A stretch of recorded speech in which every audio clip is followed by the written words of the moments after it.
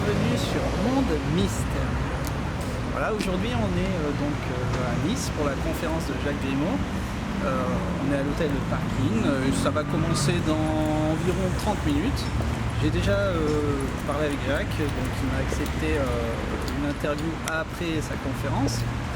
Donc ça me touche, ça me fait plaisir pour Monde Mystérieux parce qu'on aura une interview exclusive de Jacques Grimaud pour Monde Mystérieux et je suis super content. Voilà, donc on va aller à la conférence et je vous retrouve après la conférence. Merci à tous, à tout à l'heure. Comme le rappelle judicieusement l'astronome Camille Flammarion, c'est de l'observation exacte des faits inexpliqués que sont nées les principales découvertes. Or, des faits inexpliqués, il y en a, et en très grande quantité. Ce qui tombe bien, puisque selon Jean-Baptiste Lamarck, il n'y a pour l'homme de vérité positive que les faits qu'il peut observer, sauf les faits, tout n'est qu'opinion. Pour ma part, je ne fréquente pas l'opinion, la reine du monde, comme aurait dit Shakespeare, je ne me borne qu'à évaluer les faits, et je vous invite à en faire autant dès que possible. Pour qu'il n'y ait pas d'ambiguïté, je présente un petit peu mon parcours de manière synthétique en citant 2 fois de suite René Descartes. La pluralité des voix n'est pas une preuve qui vaille bien pour des vérités un peu malsaines, pardon, vous avez entendu le lapsus, malaisé à découvrir. Parce qu'il est bien plus vraisemblable qu'un homme seul les ait rencontrés que tout un peuple. C'est un peu cela qui m'arrive, je suis seul, pas contre tous, fort heureusement vous êtes là, mais la solitude n'engendre rien ou presque. Donc la deuxième partie, c'est qu'à cette époque, lors de mes découvertes, j'avais une quinzaine d'années et je ne savais pas à qui m'adresser pour les valider, les invalider, pour les évaluer, etc. Je ne pouvais choisir personne dont les opinions me semblaient devoir être préférées à celles des autres, et je me trouvais comme contraint d'entreprendre moi-même de me conduire. C'est ce que j'ai dû faire, et me voici face à vous. Je vous invite toutes et tous à être très attentifs et attentifs à la fois à ce que je vais dire et à la fois à ce que je vais montrer. Merci. Première partie, comme m'a dit, le nombre d'or dans tous ses états. L'une des missions les plus importantes de quelque individu ou collectivité que ce soit est de transmettre ses acquis, ses savoirs, savoir-faire, savoir-être. Parfois, cependant, ces éléments de grande importance ne doivent ou ne peuvent aller dans les oreilles, dans les yeux et entre toutes les mains de qui que ce soit. Fort heureusement, il nous reste l'intuition, l'intelligence, la sensibilité, la culture qui sont nos clés individuelles et spécifiques pour chercher, découvrir, retrouver. Et grâce à elles, fort heureusement, nous avançons. Pour clarifier et simplifier le propos, partons de ce qui vous est le plus familier, le nombre. Pi, c'est-à-dire une constante mathématique universelle, infinie, naturelle, irrationnelle et transcendante. Pour faire bref, irrationnel, ça veut dire qu'il n'a ni rythme, ni fin, et conséquemment, on peut trouver tout dedans. Nous y sommes.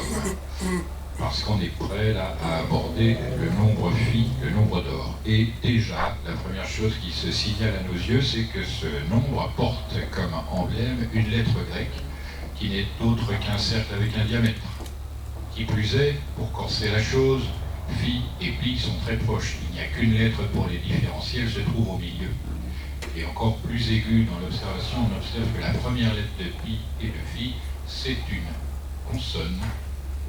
La troisième, c'est une voyelle, et au milieu, avec la lettre H, c'est peut-être ni consonne ni voyelle, mais un peu les deux. Surtout qu'on ne prononce pas la lettre H, on l'aspire ou on l'expire, et mieux encore, elle modifie les caractéristiques des lettres qui viennent avant. C'est-à-dire lorsqu'il y a la lettre C qui devient se promener là devant, pan, eh bien, ça fait che et non plus C. Quand on met un P, ça fait feu et non plus, etc. Donc la genèse arithmétique et numérique du nombre d'or nous propose ceci à travers la célèbre suite de Fibonacci qu'on n'enseigne plus dans les classes, ce qui est très dommage. Pour arriver à ce résultat, l'extraction du nombre d'or du nombre en général, il faut s'y prendre de cette manière très très simple. Vous voyez en haut, 1 plus 1 égale 2. Qui n'est pas en mesure de faire cette opération, c'est dommage. Faites-vous rembourser. Ça va devenir très dur. Bon. Donc vous prenez le dernier terme de cette addition et le résultat, et vous additionnez, ça fait 1 plus 2 égale 3, 2 plus 3 égale 5, 5 plus 3 égale 8, etc. C'est ça la suite de Fibonacci. C'est 2, 3, 5, 8, 13, 21, 34, 55, 89, 144, etc. 144 étant le 12e terme. À partir de celui-ci, n'importe quel terme de cette suite divisé par le précédent donnera toujours un résultat avoisinant 1,618. Une fois un peu au-dessus, une fois un peu en dessous, une fois un peu en dessous, de manière sinusoïdale en quelque sorte. Conséquemment, ça n'est pas le même type de constante que pi. Pi, c'est invariable, c'est un nombre qui ne change absolument dans aucune circonstance et personne ne peut le modifier. Celui-ci, il est un devoir de l'appeler une constante statistique. Quand on est sexué, on est statistique. Bon, retenez simplement sa valeur 1,618 et son inverse, c'est-à-dire 1 divisé par 1,618 égale 0,618. Et là, les ennuis commencent, comme vous allez le voir. Il a des propriétés qui émanent de sa nature.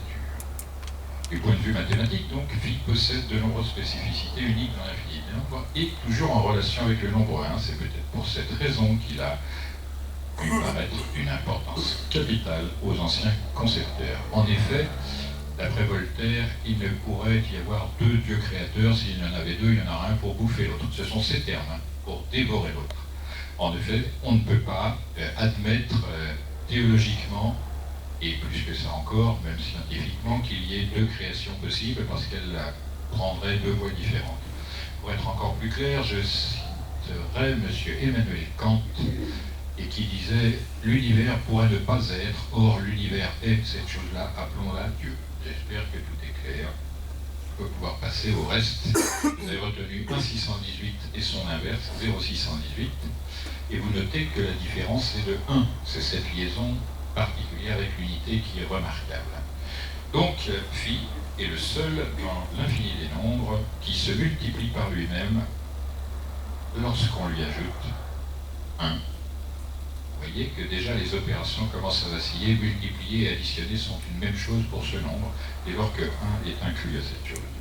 Phi est le seul dans l'infini des nombres qui s'inverse lorsqu'on lui retranche 1. Là encore, les opérations n'ont plus la même valeur. Phi est le seul dans l'infini des nombres dont le carré ajouté à lui-même est égal à son cube. Il ne s'agit pas que de cela, il s'agit aussi de retenir que sa racine carrée plus son inverse égale 1. Donc ça s'énonce 0,618, racine carrée de 0,618 égale 0,382. Et 0,382 plus 0,618, effectivement, ça fait 1. Il colle toujours, comme je viens de l'énoncer, le réel à l'abstrait. Donc, ce que nous font par les modernes, les anciens le font, ils rapprochaient toujours l'abstrait du concret. Ainsi, les éléments de cette équation se rapprochent-ils d'un triangle rectangle aux propriétés singulières. 1 de petit côté, 2 de grand côté, racine carrée de 5 évidemment comme hypoténuse, merci, personne ne s'est trompé. Bon. Donc ça n'est autre que la moitié du rectangle composant, si je puis dire, le sol de la chambre haute de la grande pyramide qui fait en effet ce rectangle 1 sur 2. Et là, donc ce que j'ai dit à partir de racine carrée de 5 nous permet de donner une indication qui lie les mathématiques pures à la valeur, cette fois-ci, métrologique, utilisée par les bâtisseurs. Et je ne dis pas les Égyptiens, car comme vous le verrez dans ce prochain film, tout le monde sur la Terre utilisait la coulée.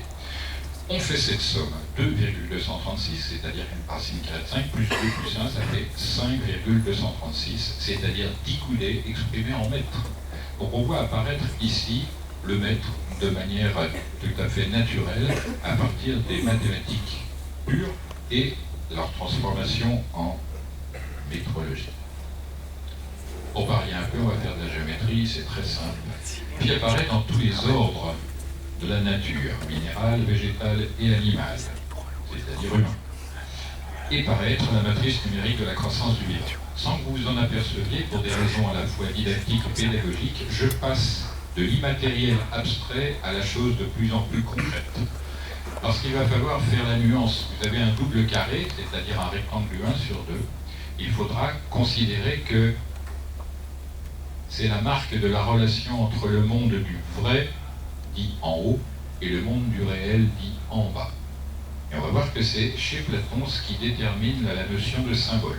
On vous a expliqué en classe, on prend n'importe quelle chose, on passe en deux, on offre une partie à un tel et l'autre, et quand ça se réunit, c'est la complétude. Pour Platon, en réalité, c'est le vrai d'en haut et le réel d'en bas qui ne doivent jamais être séparés et rester dans une unité, au moins dans l'esprit des personnes, qu'elles soient scientifiques, qu'elles soient artistes, qu'elles soient ce qu'elles veulent.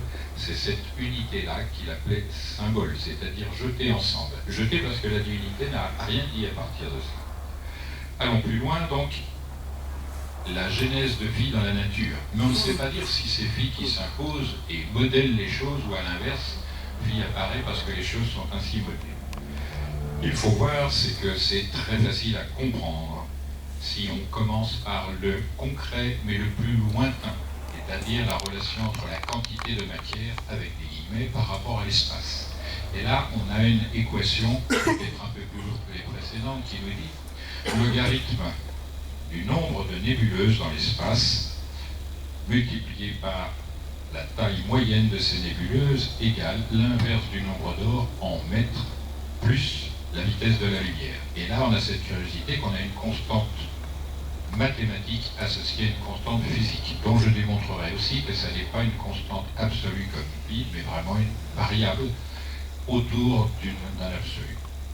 Donc on voit que cette chose a été testée pour une tranche d'espace d'1 milliard d'années-lumière. Par curiosité, qui sait nous dire à peu près combien de kilomètres parcourt la lumière en une année? Je souhaite que vous fassiez des progrès, parce que la prochaine fois, vous risquez d'être un peu noyé.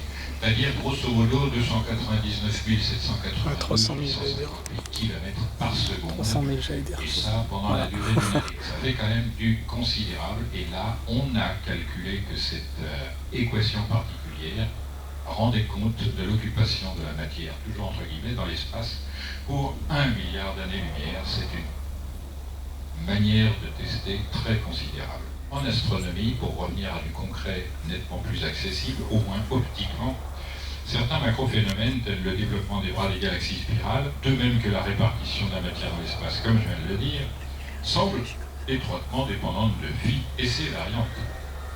Le nombre d'or, là encore, et comme dans le monde du vivant, apparaît comme un indice de croissance harmonieuse. D'autres secteurs de l'astronomie voient apparaître, via le nombre d'or, la moyenne des lunaisons dans l'année solaire, par exemple, montre en effet un nombre issu de phi de la racine carrée de 5, à savoir les mois solaires sont de 30 ou 31 jours, 12 mois comme ça fait 365 jours, un quart environ, alors que les mois lunaires équivalent à 28 à 29 jours, et conséquemment, l'année lunaire est plus courte. Lorsqu'on fait la comparaison, le résultat, c'est qu'il faut 12,36 mois lunaires pour équivaloir à une année solaire. Or, 12,36, c'est racine carrée de 5 moins 1, et conséquemment, phi plus l'inverse de phi, moins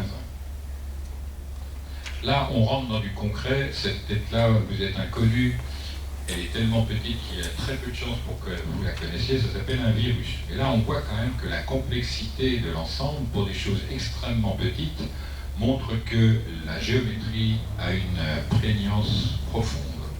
L'intérêt de ce petit dessin, si je puis dire, numérique du virus, reconstitué évidemment d'après des images d'informatique, c'est que c'est un heptagone, c'est-à-dire, oh là c'est splendide, on le voit au moins. Si vous prenez par exemple cette pointe-là, et que vous la joignez à celle-ci, puis à celle-ci, comme ça, c'est le profil exact de la grande pyramide de Khéops, qui elle aussi a cette particularité. Continuons dans l'étrange, pour vous apercevoir que donc la géométrie est très prégnante, mais qu'en plus elle a des modalités particulières. Ici, c'est une structure qui est reproduite, et les cercles se suivent sans se ressembler trop, mais c'est ce qu'on appelle une structure fractale. C'est donc une des modalités. On fait une chose, on la reproduit dans différentes proportions, etc. Ça, c'est intéressant, ça va vous expliquer l'intérêt de connaître le film. On arrive dans les radiolaires, c'est-à-dire ces petites figures de pierre ou de coquillages, souvent qu'on trouve sur les plages. Vous pouvez en ramasser, ça se voit au microscope. Et là encore, la géométrie est très très prégnante et donne des indications en quelque sorte sur les structures qui vont de la sphère la plus lisse au carré, au rectangle, etc. un peu partout. Pour rendre compréhensible, on voit à gauche ici le nautile qui est un coquillage très beau par ailleurs, et dont on sait que les chambres se multiplient chaque année du volume du nombre d'or. Plus exactement, si la chambre fait 1, la chambre suivante et l'année suivante fera 1,618 en termes de volume. Ce qui est plus discret à comprendre, c'est pourquoi une année. C'est-à-dire, qu'est-ce qui fait ce rythme annuel de changement de chambre? On est ici dans un hôtel, imaginez-vous le bazar. Mais surtout, la question qu'on se pose, est-ce que ce coquillage est matheux? Est-ce qu'il est intelligent? Qu'est-ce qui fait ça? C'est l'occasion de placer cette petite remarque qu'on appelle la téléologie chez les anciens, qui énonce ceci, qui est une belle observation. Lorsque les hommes fabriquent quelque chose, ils partent de l'extérieur vers l'intérieur. Lorsque la nature réalise quelque chose, elle part de l'intérieur vers l'extérieur. Et pour eux, la vraie science, c'est suivre cela, c'est-à-dire aller dans les fondations de la création, mais personne de nos jours se soucie de cela. La curiosité aussi, c'est que la nature a ses procédés très rigolos. Ici, nous avons un coquillage qui est sur un axe vertical, et pour autant dire, il est presque plat, avec ses chambres légèrement circulaires. Si on prend son centre ici, que l'on tire de manière radiale, le résultat est celui-là. Et les propriétés sont les mêmes, c'est-à-dire l'agrandissement était ici au rendez-vous, là c'est le raccourcissement du début qui va s'agrandir de cette manière volumétrique, exactement selon la même propriété, en passant de 1 à 1,618, ainsi de suite. Là, nous sommes dans le monde végétal avec le pollen qui lui aussi, par habitude, semble-t-il, prend des formes géométriques. Et l'on retient qu'ici, nous sommes en présence d'un polygone étoilé qu'on appelle pentagone. Et les deux figures sont assez subtiles. Vous voyez, celle de droite est très construite, celle-là semble à plat, l'autre, au contraire, prend en volume, selon le même mouvement que j'ai montré pour les coquillages. On continue, on fait un tour au Canada avec la feuille d'érable, qui est un pentagone aussi, mais irrégulier, et pour autant inscriptible dans un cercle. On voit que c'est une feuille d'or, dès lors que si l'on donne, comment dire, les proportions ici, comme proposées, on est dans les proportions des grandes pyramides de Gizeh déjà, et en plus, on voit apparaître les nombres 1, racine carrée de 2, 1 divisé par phi et phi soi-même. Continuons dans les plantes, et on constate que l'on revient, sans le dire explicitement, mais j'espère que vous notez cela, vers l'angle de Wiener, 137 degrés 54 minutes, l'angle d'insolation le meilleur pour les plantes. Et elles, qui ne sont pas matheuses pour autant, prennent automatiquement cet espace dans la largeur et dans la hauteur. Ce qu'il faut remarquer, c'est que cette science, qui s'appelle phyllotaxie, a été proposée par un astronome, Johannes Kepler, qui en plus était chanoine, ce qui ne gâte rien. Et lui, ce qu'il a découvert, c'est que dans la constitution des plantes, ce qui faisait la distribution des feuilles, c'est le fait que des spirales de raison phi entourent la tige principale. Et conséquemment, eh bien, les plantes obtiennent la meilleure exposition. Pour la fougère, qui est l'une des choses végétales les plus anciennes sur Terre encore, la proportion d'allongement et d'élargissement est la même que partout ailleurs, le nombre d'or. C'est-à-dire plus elle s'allonge, plus elle s'écarte en même temps, et ça vient de l'intérieur et de l'extérieur, on ne le sait pas encore, mais la nature fait ce travail comme si elle avait toujours été en capacité de le faire. Ça semble être né au début même de l'univers, puisque quoi qu'on fasse, on voit le nombre d'or en action. Continuons dans le végétal avec cette pomme de pin, qui elle aussi, tout comme la plante avait sa tige entourée de spirales au nombre d'or, là ce sont deux spirales qui se découpent mutuellement l'une l'autre en segments de 1 sur 1,618. Donc le nombre d'or s'inscrit dans cette croissance et croît en proportion avec la chose, ce qui fait que lorsque cette pomme de pin s'ouvre, elle a conservé ses lois d'expansion de spirales dorées. Ce qui est intéressant dans cette image plus particulièrement, c'est l'emblème de Héra, la femme de Zeus dans la mythologie gréco-latine. Et ça fait référence à une glande que nous possédons dans la cervelle, qui s'appelle, pour cette raison de sa forme, la glande pinéale. Or, elle est composée exactement, du point de vue géométrique, sur ces aspects du nombre d'or. Là où c'est le plus étonnant, me semble-t-il, c'est que les anatomophysiologistes ne font pas cas de cela, ils s'en désintéressent. Le sous-entendu, c'est que s'il y avait un matheux en même temps que le personnel médical, ce serait peut-être très intéressant. Quoi qu'il en soit, la nature est une très grande générosité, très grande créativité. Ainsi voit-on en haut à droite un cactus, c'est-à-dire dans les endroits les plus déshérités, on trouve de la géométrie comme cela, et les spirales qui s'enroulent mutuellement sont au nombre d'or et découpent des feuilles dont la base, si elle vaut 1, la feuille, le côté de la feuille vaut 1,618 en proportion. Vous voyez d'autres plantes, elles ne réagissent pas aux spirales et à la géométrie, mais au nombre. C'est-à-dire la surface des pétales, en quelque sorte, le premier rang supérieur, s'il y a 8 pétales, le rang qui viendra après en comportera 13, le rang après 21, c'est-à-dire les éléments numériques de la suite de Fibonacci. C'est ainsi que pour la marguerite, vous y penserez les amoureux, on a cette succession généralement de 8 à 13 et de 13 à 21, ça peut aller très loin. Au centre, en revanche, vous avez la découpe pentagonale, donc étoilée, et là c'est un double pentagone, on a des lois générales qui sont énoncées d'après ce genre de situation, et la plus intéressante c'est que la base de la grande pyramide de Khéops est montée sur ce plan-là. Il faut ouvrir les yeux, j'ai fait une parenthèse, je n'ai pas montré de serpent, parce que je ne veux pas de panique à bord, mais simplement observer les insectes. Ce sont de très bonnes leçons, un peu mobiles sur les bords, mais ça va quand même. Que ce soit les fourmis, les araignées et toutes sortes de mobiles insectivormes, on remarque que les dimensions relatives de la tête, du thorax et de l'abdomen sont dans le rapport de proportion du nombre d'or. Et ça va s'améliorer parce qu'il n'y a pas que le corps lui-même, c'est-à-dire la matière, il y a également le décor. Vous voyez le jeu de mots sur le corps et décor, c'est abominable. Pour se préoccuper de ces petites choses, il faut, plutôt qu'un double décimètre, il faut se servir du compas de proportion. Or, j'étais aux Beaux-Arts il y a 50 ans pratiquement. Déjà, il n'y avait plus cet outil-là qu'on peut se fabriquer très simplement, ce qui permet de détecter, quand on le fait en métal, comme ici notamment, que si on prend comme point de repère l'axe central du corps de ce papillon, la première barre qui sera mise donc en proportion de 1 intercepte l'ocelle là-bas, alors que la deuxième, 1,618, découpe en quelque sorte ou figure la fin du décor. Là, c'est encore plus précis. Regardez bien le détail. Si cette partie vaut 1, celle-là vaut 0,618. Si celle-là vaut 1, celle-là vaut 0,618. Si celle-là vaut 1, celle-là vaut 0,618. Vous voyez, la concordance est exacte et précise, complète. Et elle est métissée, si je puis dire, de sa valeur complémentaire verticale.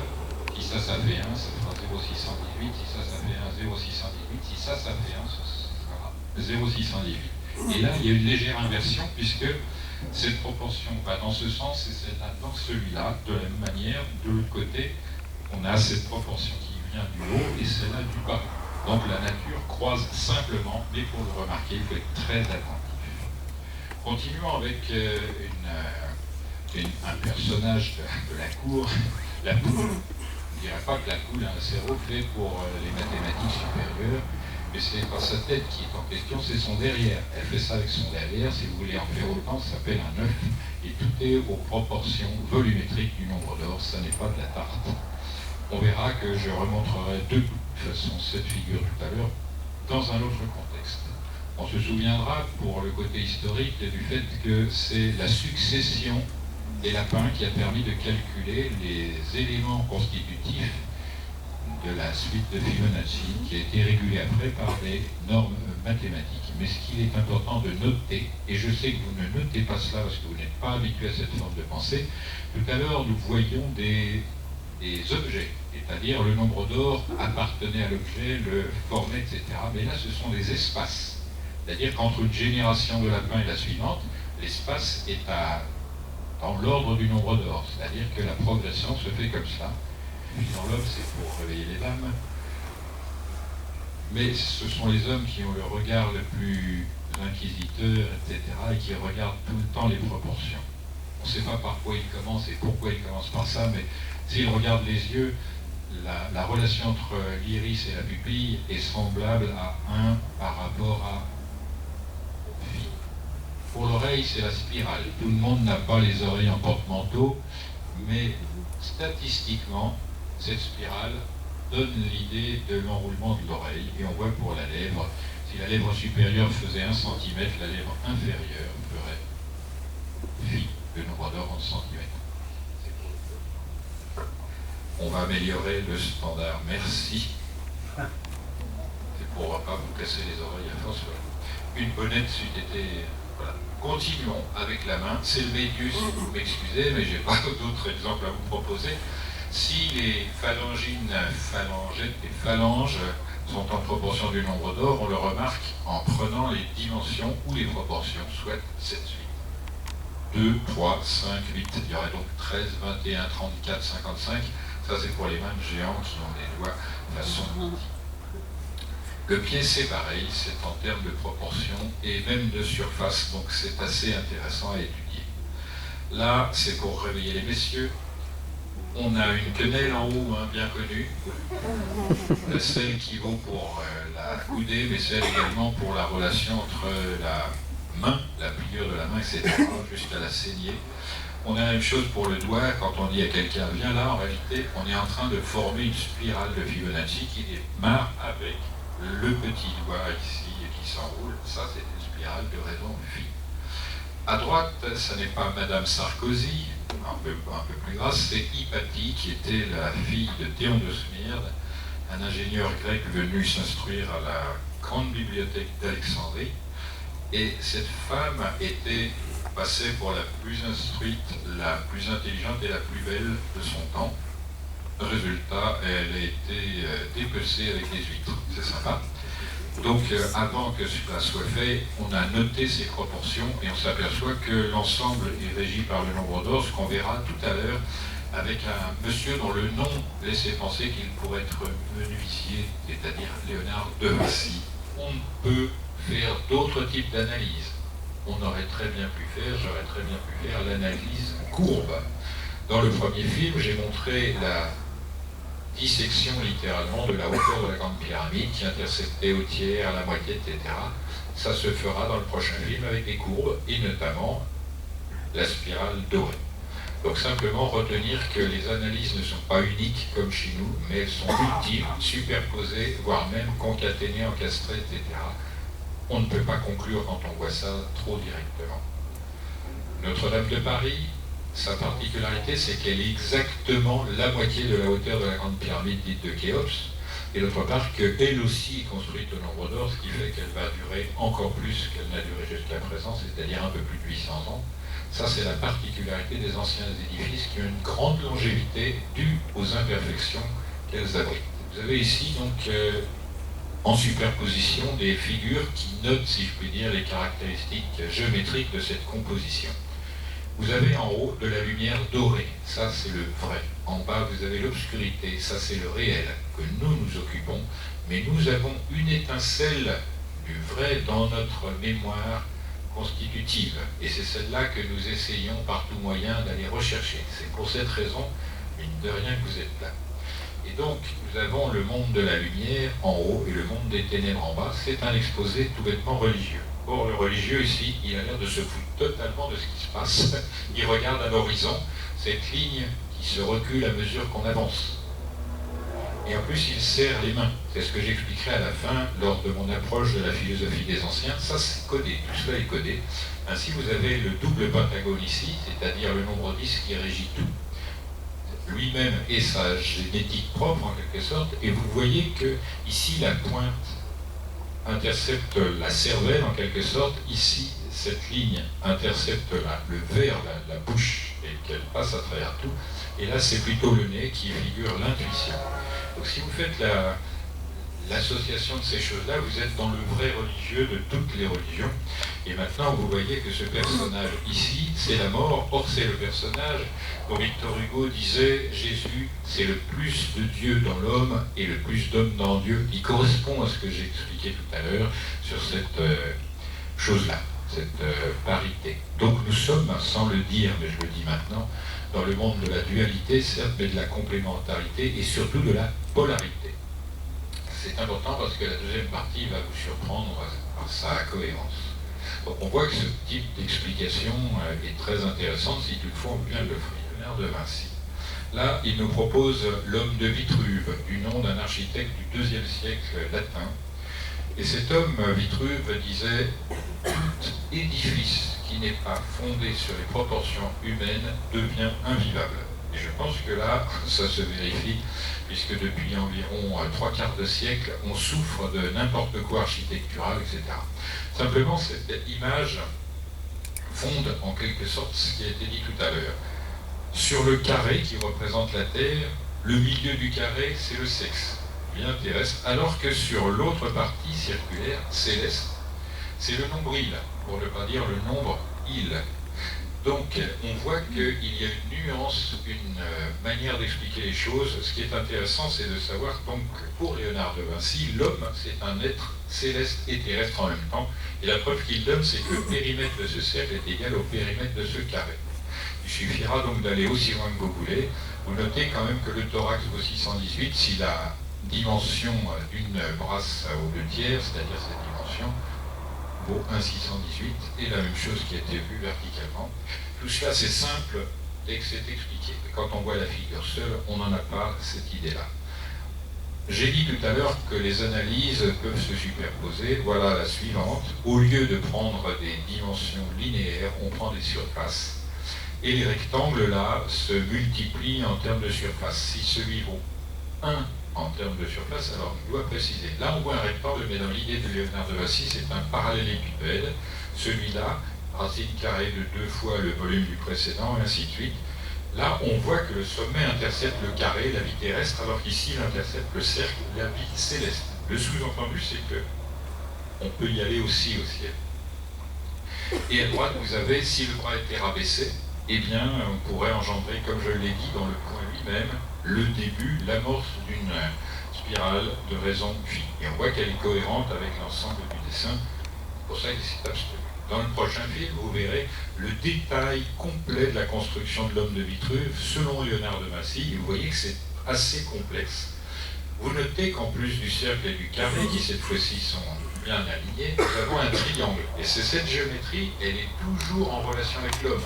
C'est-à-dire, lorsqu'on étudiera la Grande Pyramide selon la pensée des anciens, on s'apercevra que c'est relatif à l'homme lui-même. En plus, vous observez qu'il y a phi, certainement, mais il y a également une autre lettre grecque qui s'appelle psi, c'est-à-dire P-S-I. Donc on voit que cette construction à partir de P-I, phi, P-H-I, et là, P-S-I, c'est l'ensemble d'un programme, si je puis dire, intégrant des notions mathématiques relatives aux proportions et à la vie même de l'individu, comme vous allez le comprendre dans la suite.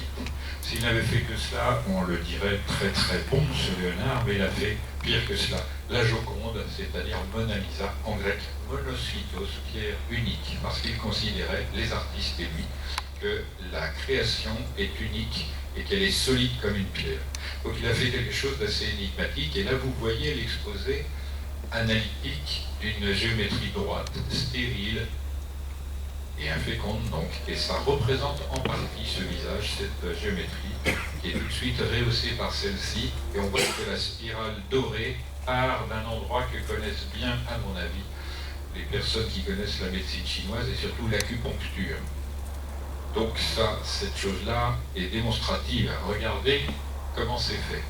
Cette fois-ci, c'est là qui vaudra 1 jusqu'au col, et la suite 0,618.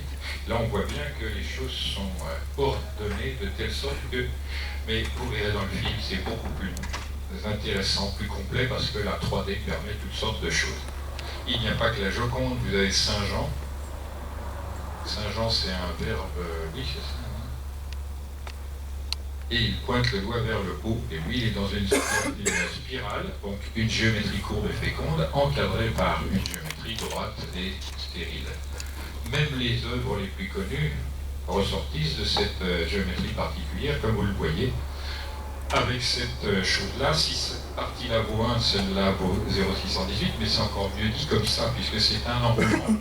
Alors à tout hasard, ici, non, on a une autre spirale de Fibonacci qui passe ici par le nez, mais là c'est surtout un cerveau qui est montré, et lui aussi il est assujetti à ces proportions-là, entre son épaisseur et sa longueur. Mais ça, tout le monde s'en fiche, c'est très dommage. Donc qui est l'auteur de cette chose-là là Michel l'ange. On va voir si c'est un ange tout à l'heure. On tombe cette fois-ci dans la palette de Sandro Botticelli. Oui, non, c'est bon. c'est-à-dire la naissance de Vénus, plus exactement d'Aphrodite, c'est-à-dire de l'écume, ce qui est normal sur l'eau. Et là, ce qui est intéressant, c'est que la chose qu'il faut remarquer, c'est cette partie-là, c'est le sommet d'un pentagone. Et on va voir pourquoi ces choses-là sont importantes très bientôt. Vous avez vu ce dessin tout à l'heure, mais qui a eu l'idée de lire le nom œuf de droite à gauche? Qui a eu cette idée déjà? Vous avez tous passé 80 ans et pourtant, que lisez-vous? œuf de droite à gauche? Feu. Voilà. Lorsque vous verrez le prochain film, vous verrez que cette forme particulière explique à elle seule le site de Karnak en Bretagne, homophone de Karnak d'Égypte, etc. Donc j'espère que vous vous souviendrez de ce détail. Maintenant, ce qui est intéressant, c'est qu'à partir de cette figure droite, c'est-à-dire masculine et stérile, on obtient une autre forme de géométrie qui, elle, est courbe et féconde. Et là, ça n'est autre que la spirale de raison phi. C'est très simple, vous voyez, le rapport est très... On aurait pu, avec une seule partie triangulaire, proposer cette spirale. Ça, c'est de la, la mathématique et de la géométrie intuitive. Vous verrez dans le film qu'il y a des malades mentaux, littéralement, qui produisent des quantités de complexité inutiles pour obtenir les mêmes résultats. Donc, on peut, à partir de figures simples, notamment celles qui émanent du pentagramme, obtenir des spirales au nombre d'or. C'est passer d'un référentiel rigide à un référentiel courbe, qui sont sexués eux aussi selon les anciens. Tout ce qui est nombre impair est masculin et stérile, tout ce qui est nombre pair est féminin et fécond. Jusque dans la géométrie, pour les courbes, elles sont féminines et fécondes, les droites ne le sont pas, elles sont stériles et masculines. Maintenant, on va diviser ce pentagone dans ses parties, on a calculé les proportions, on voit qu'au centre c'est très riche. On a racine carrée de 5 au centre même, ici dans ce pentagone à la tête en bas, c'est-à-dire le nombre d'or et son inverse, et autour on a alternativement phi 1, phi 1, phi 1, phi 1, phi 1, et chacun compose 5. Donc le total est assez régulier et laisse entendre que en réalité le nombre d'or règne là-dessus. Si on fait l'inverse, on prend un pentagone étoilé, la chose se reproduit sans qu'on ait à proposer, on l'a vu tout à l'heure, les proportions. On voit donc ici ce pentagone et l'autre le pentagone étoilé qui le complète. Ces choses-là s'exportent dans les bras et si on tire sur un bras, eh bien on ne fait qu'allonger, si je peux dire, le potentiel d'ordre et d'harmonie de cette figure. On peut faire cela de manière horizontale, comme ainsi, et toutes les propriétés s'étendent à mesure que la figure s'étend, et ça n'est pas difficile, mais là, vous avez noté, on reste quand même dans un contexte masculin et stérile. Il faudrait essayer de composer ça en courbe, ce que je ne ferai pas, mais vous devinerez. Nous avons un collier qu'on appelle chapelet, et ce collier, à l'origine, comportait 108 petites billes, comme le 108 de l'angle du pentagone qui est ici dessiné à sa manière. Et alors ça, évidemment, vous avez deviné que c'est l'harmonie qui est sous-tendue par ce décor, si je puis dire, religieux. Et là, il y en a un autre qui est encore plus rigolo à connaître, c'est la croix sur laquelle aurait été crucifié le Christ qui dit de lui-même « Je suis la lumière et la vie ». On s'en souvient. Et qui a 12 apôtres. Si on transpose à peine, c'est le soleil, il est la lumière et la vie pour toute la terre, pour tous les êtres, et les apôtres constituent donc le zodiaque, avec toutes ses particularités, etc. Mais ce qui nous intéresse ici, c'est pourquoi une croix de cette forme-là. C'est très simple. Dans l'année, le soleil, il passe son temps aux équinoxes et aux solstices. Donc on voit les équinoxes se sont de même durée, les solstices de durée différente, solstices d'hiver et d'été n'étant pas semblables. Il y a mieux que cela, puisque lorsqu'on se retrouve à penser à ce début d'exposé, la chambre haute de Khéops, c'est un double carré, alors que le soleil vu à l'horizon, si l'horizon est là, il passe son temps à équinoxe, solstice d'été, équinoxe, solstice d'hiver, etc. Ça, c'est faut regarder chaque jour à la même minute. Vous verrez ça. D'où son nom en grec, Hélios, pour hélice, anagramme de isolé, d'une part, et d'autre part, ça fait la figure du 8 et de l'infini. Vous connaissez ça, qui porte un autre nom désormais, mais c'est intéressant parce que la lettre H et sa géométrie particulière, 1 égale 1 pour le double carré, mais la diagonale égale phi et son inverse, c'est-à-dire une égalité arithmétique, c'est nos maths actuelles, et l'égalité harmonique, les maths des bâtisseurs. Et donc, lorsqu'on voit cette lettre H qui apparaît, et c'est la même que le 8, puisqu'elle occupe le 8e rang de notre alphabet, allez recompter, vous avez le temps. Autre exemple religieux, ce sont des gravures médiévales. La première, on voit donc un pentagone étoilé et un autre qui ne l'est pas, dans un cercle. Et on sait que le pentagone recèle le nombre d'or et que pi, voilà, c'est phi carré, sous-entendu avec. Pi, c'est cette relation dite dorée pour les uns et coudée pour les autres. Ils extraient de cette figure-là quelque chose qui ressemble au nombre 8, mais non pas en courbe, mais en droite. Et pour que le fait que ça c'est infécond, ils vont le transformer en courbe. Et ça donne le Graal. L'intérêt de cette figure, c'est que toutes les parties qui ne constituent pas la coupe sont de même surface que la coupe elle-même. On voit que ces petits jeux-là sont ingénieux et transmettent un savoir. Qui plus est, une coupe, lorsqu'elle est vue de dessus, elle a cette tête-là. C'est normal parce que le plus souvent, elle contient de l'eau.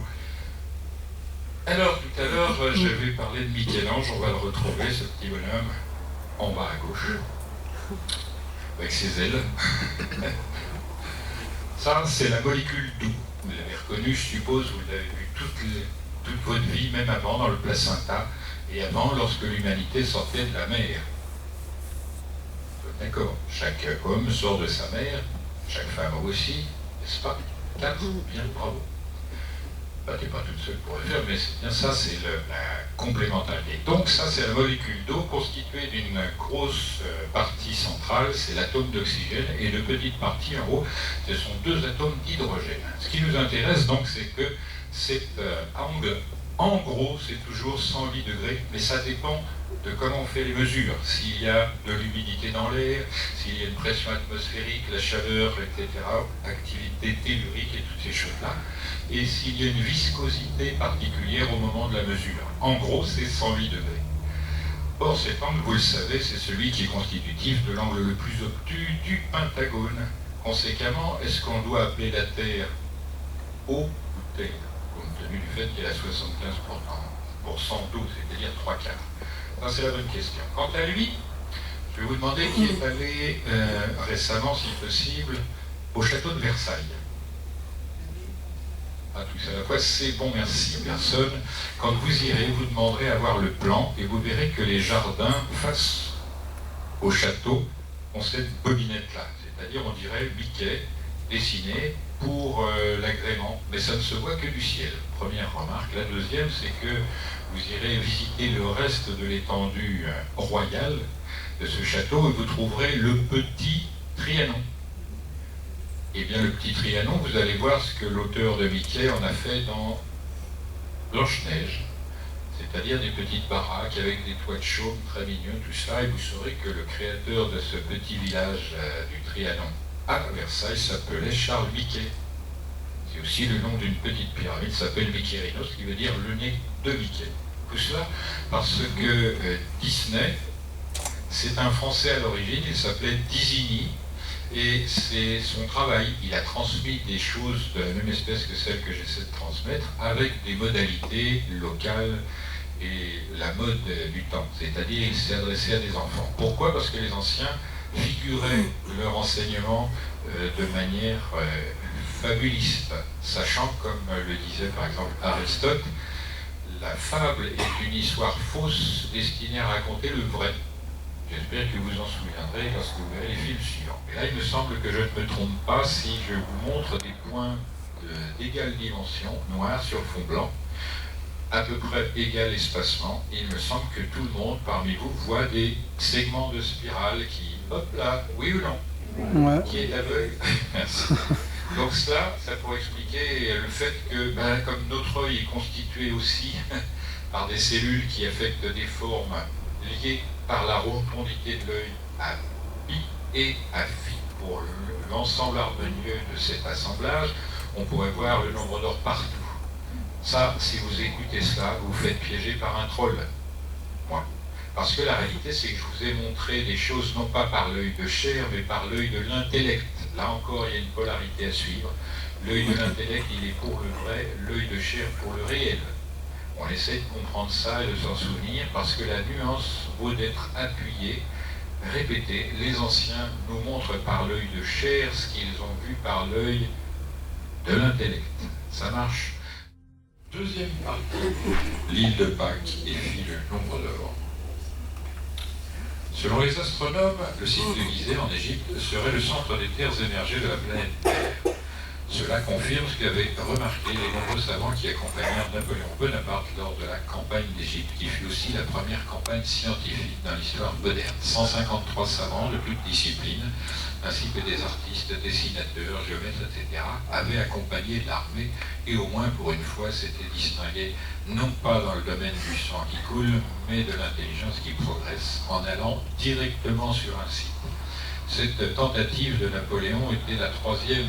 En réalité, Louis XV avait essayé, Louis XIV avait essayé.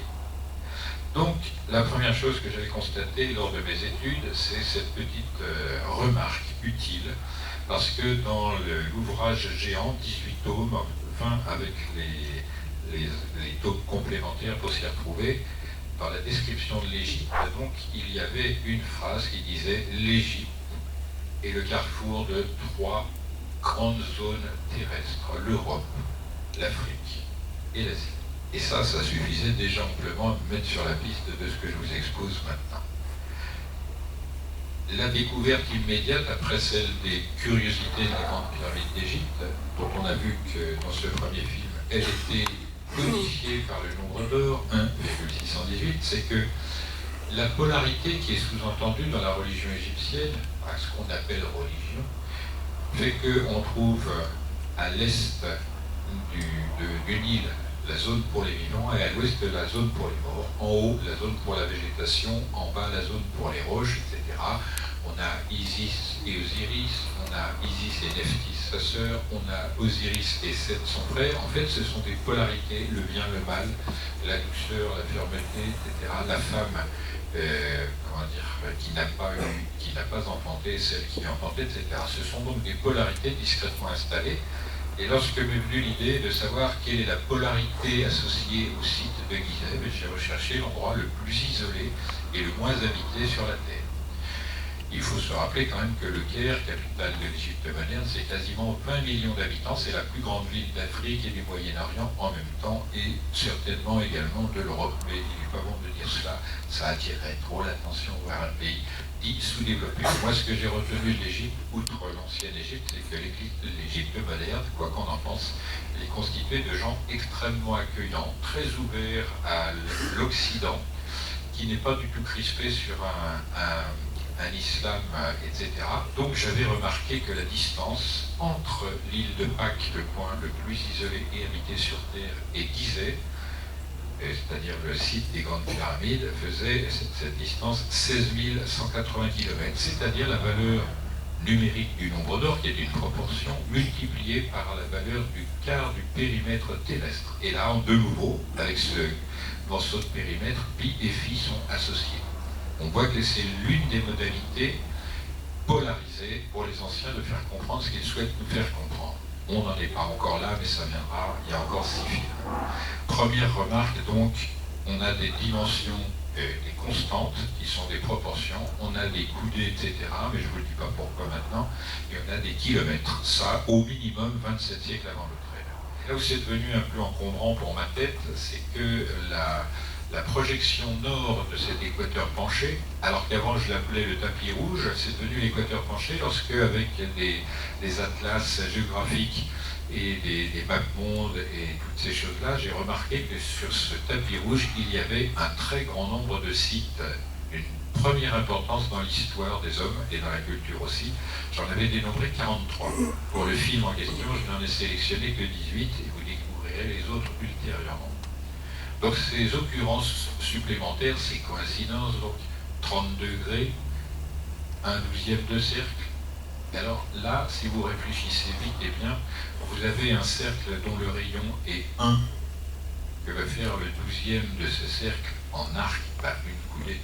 Donc ces choses-là m'avaient un petit peu ébouriffé la tête, Et j'appelais ça équateur penché. Et là où ça devenait grave, disais-je, c'est lorsque j'ai découvert la projection au nord de cet équateur penché et qu'elle apparaît comme ça lorsqu'elle est en quelque sorte géométrisée. La distance île de Pâques disait c'est 16 180 km, donc en kilomètres avec une constante et dans le système décimal.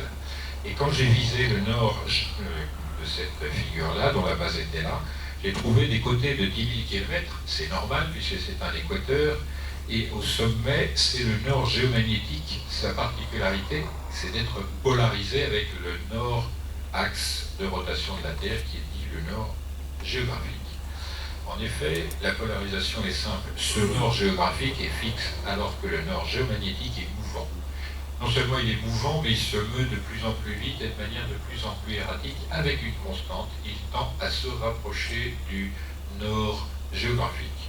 Et là, le problème qui se pose, et pour cela on était allé poser des questions à des gens très bien placés avec Patrice, on avait rencontré Gauthier Hulot, qui est professeur à Polytechnique, et qui nous a dit, les gars, vous avez mis le doigt sur quelque chose d'important, mais je ne veux pas répondre face caméra, je ne veux pas semer la panique.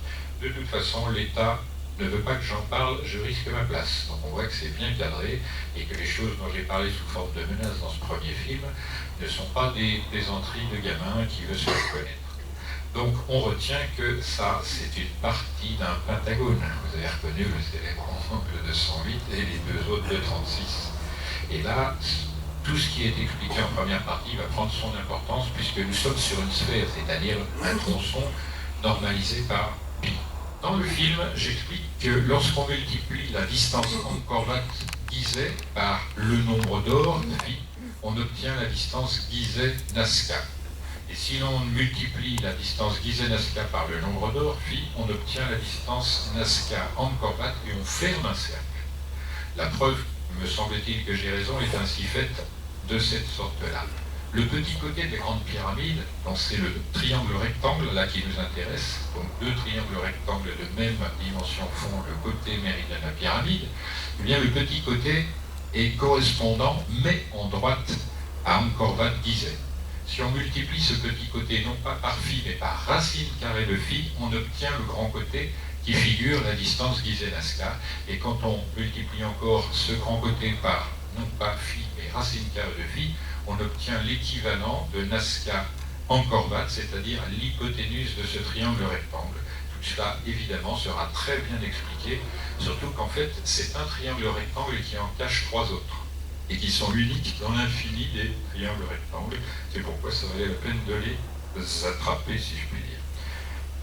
Donc, pour simplifié, le découpage de l'équateur penché est analogue à la construction du triangle de la Grande Pyramide. Petit côté multiplié par racine carrée de phi égale grand côté, et grand côté multiplié par racine carrée de phi égale hypoténuse, alors que Angkor-Wat, distance multipliée par phi, le nombre d'or, et non plus racine carrée, donne Gizeh-Nazca, qui est encore multiplié par le nombre d'or, et non pas racine carrée du nombre d'or, donne Nazca Angkor-Wat. On voit donc un exposé géométrique en droite, stérile, pour la pyramide, dont on sait qu'elle représente l'hémisphère nord de la Terre, proportionnellement, et de l'autre côté, l'exposé en courbe. Et cette notation vaudra la peine d'être vue de près dans le film. Cette étoile qui comporte le nombre d'or et ce cercle qui vaut pour les voilà de nouveau, mais cette fois-ci, la polarité est affichée. Nous avons l'île de Pâques 1, Angkor-Wat 2, et de l'autre côté, Gizeh 3. C'est donc un nombre impair et masculin, mais là, il y a deux notions superbes, c'est plouf, deux fois. C'est le nombre pair et le nombre impair qui font les 5 pointes. Et le pôle géomagnétique est ici au centre. On voit quand même que ça marche bien, cette forme de géométrie, et c'est celle qui va nous permettre de démontrer que tous les sites qu'on ne trouve pas sur l'équateur penché sont tout de même en relation avec cet équateur penché. Ainsi en va-t-il pour Stonehenge, probablement le plus connu avec les grandes pyramides. Regardez comment ça marche. Vous avez l'équateur penché vers l'île de Pâques par ici et vers là. Vous avez Gizeh à une pointe ici, et après, donc perpendiculaire à cet équateur penché, vous avez Stonehenge sur un autre équateur à angle droit. Donc c'est cette méthode qui va être utilisée et on va réunir tous les grands points de la Terre simplement avec cette projection d'une étoile, l'homme dans un cercle céleste. La chambre haute de la Grande Pyramide, souvenez-vous, c'est un double carré.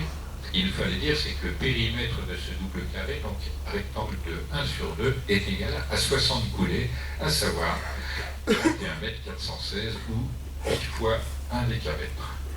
Il se trouve que ce triangle-là, donc la diagonale du petit côté, le côté du côté long, et la diagonale en quelque sorte spatiale qui va d'un côté à son opposé, s'appelle un triangle diophantin de valeur 3, 4, 5. La somme de ces nombres fait 12, évidemment, ça rappelle un zodiaque et conséquemment un cercle. Donc on a sous-entendu une géométrie circulaire à partir d'une géométrie droite. Et là, ça va commencer à être désagréable, cette deuxième partie. Tant pis, vous avez déjà payé. Ce qu'il faut faire savoir, c'est que le périmètre de ce triangle 3, 4, 5 est le même que celui du rectangle rouge. Voilà.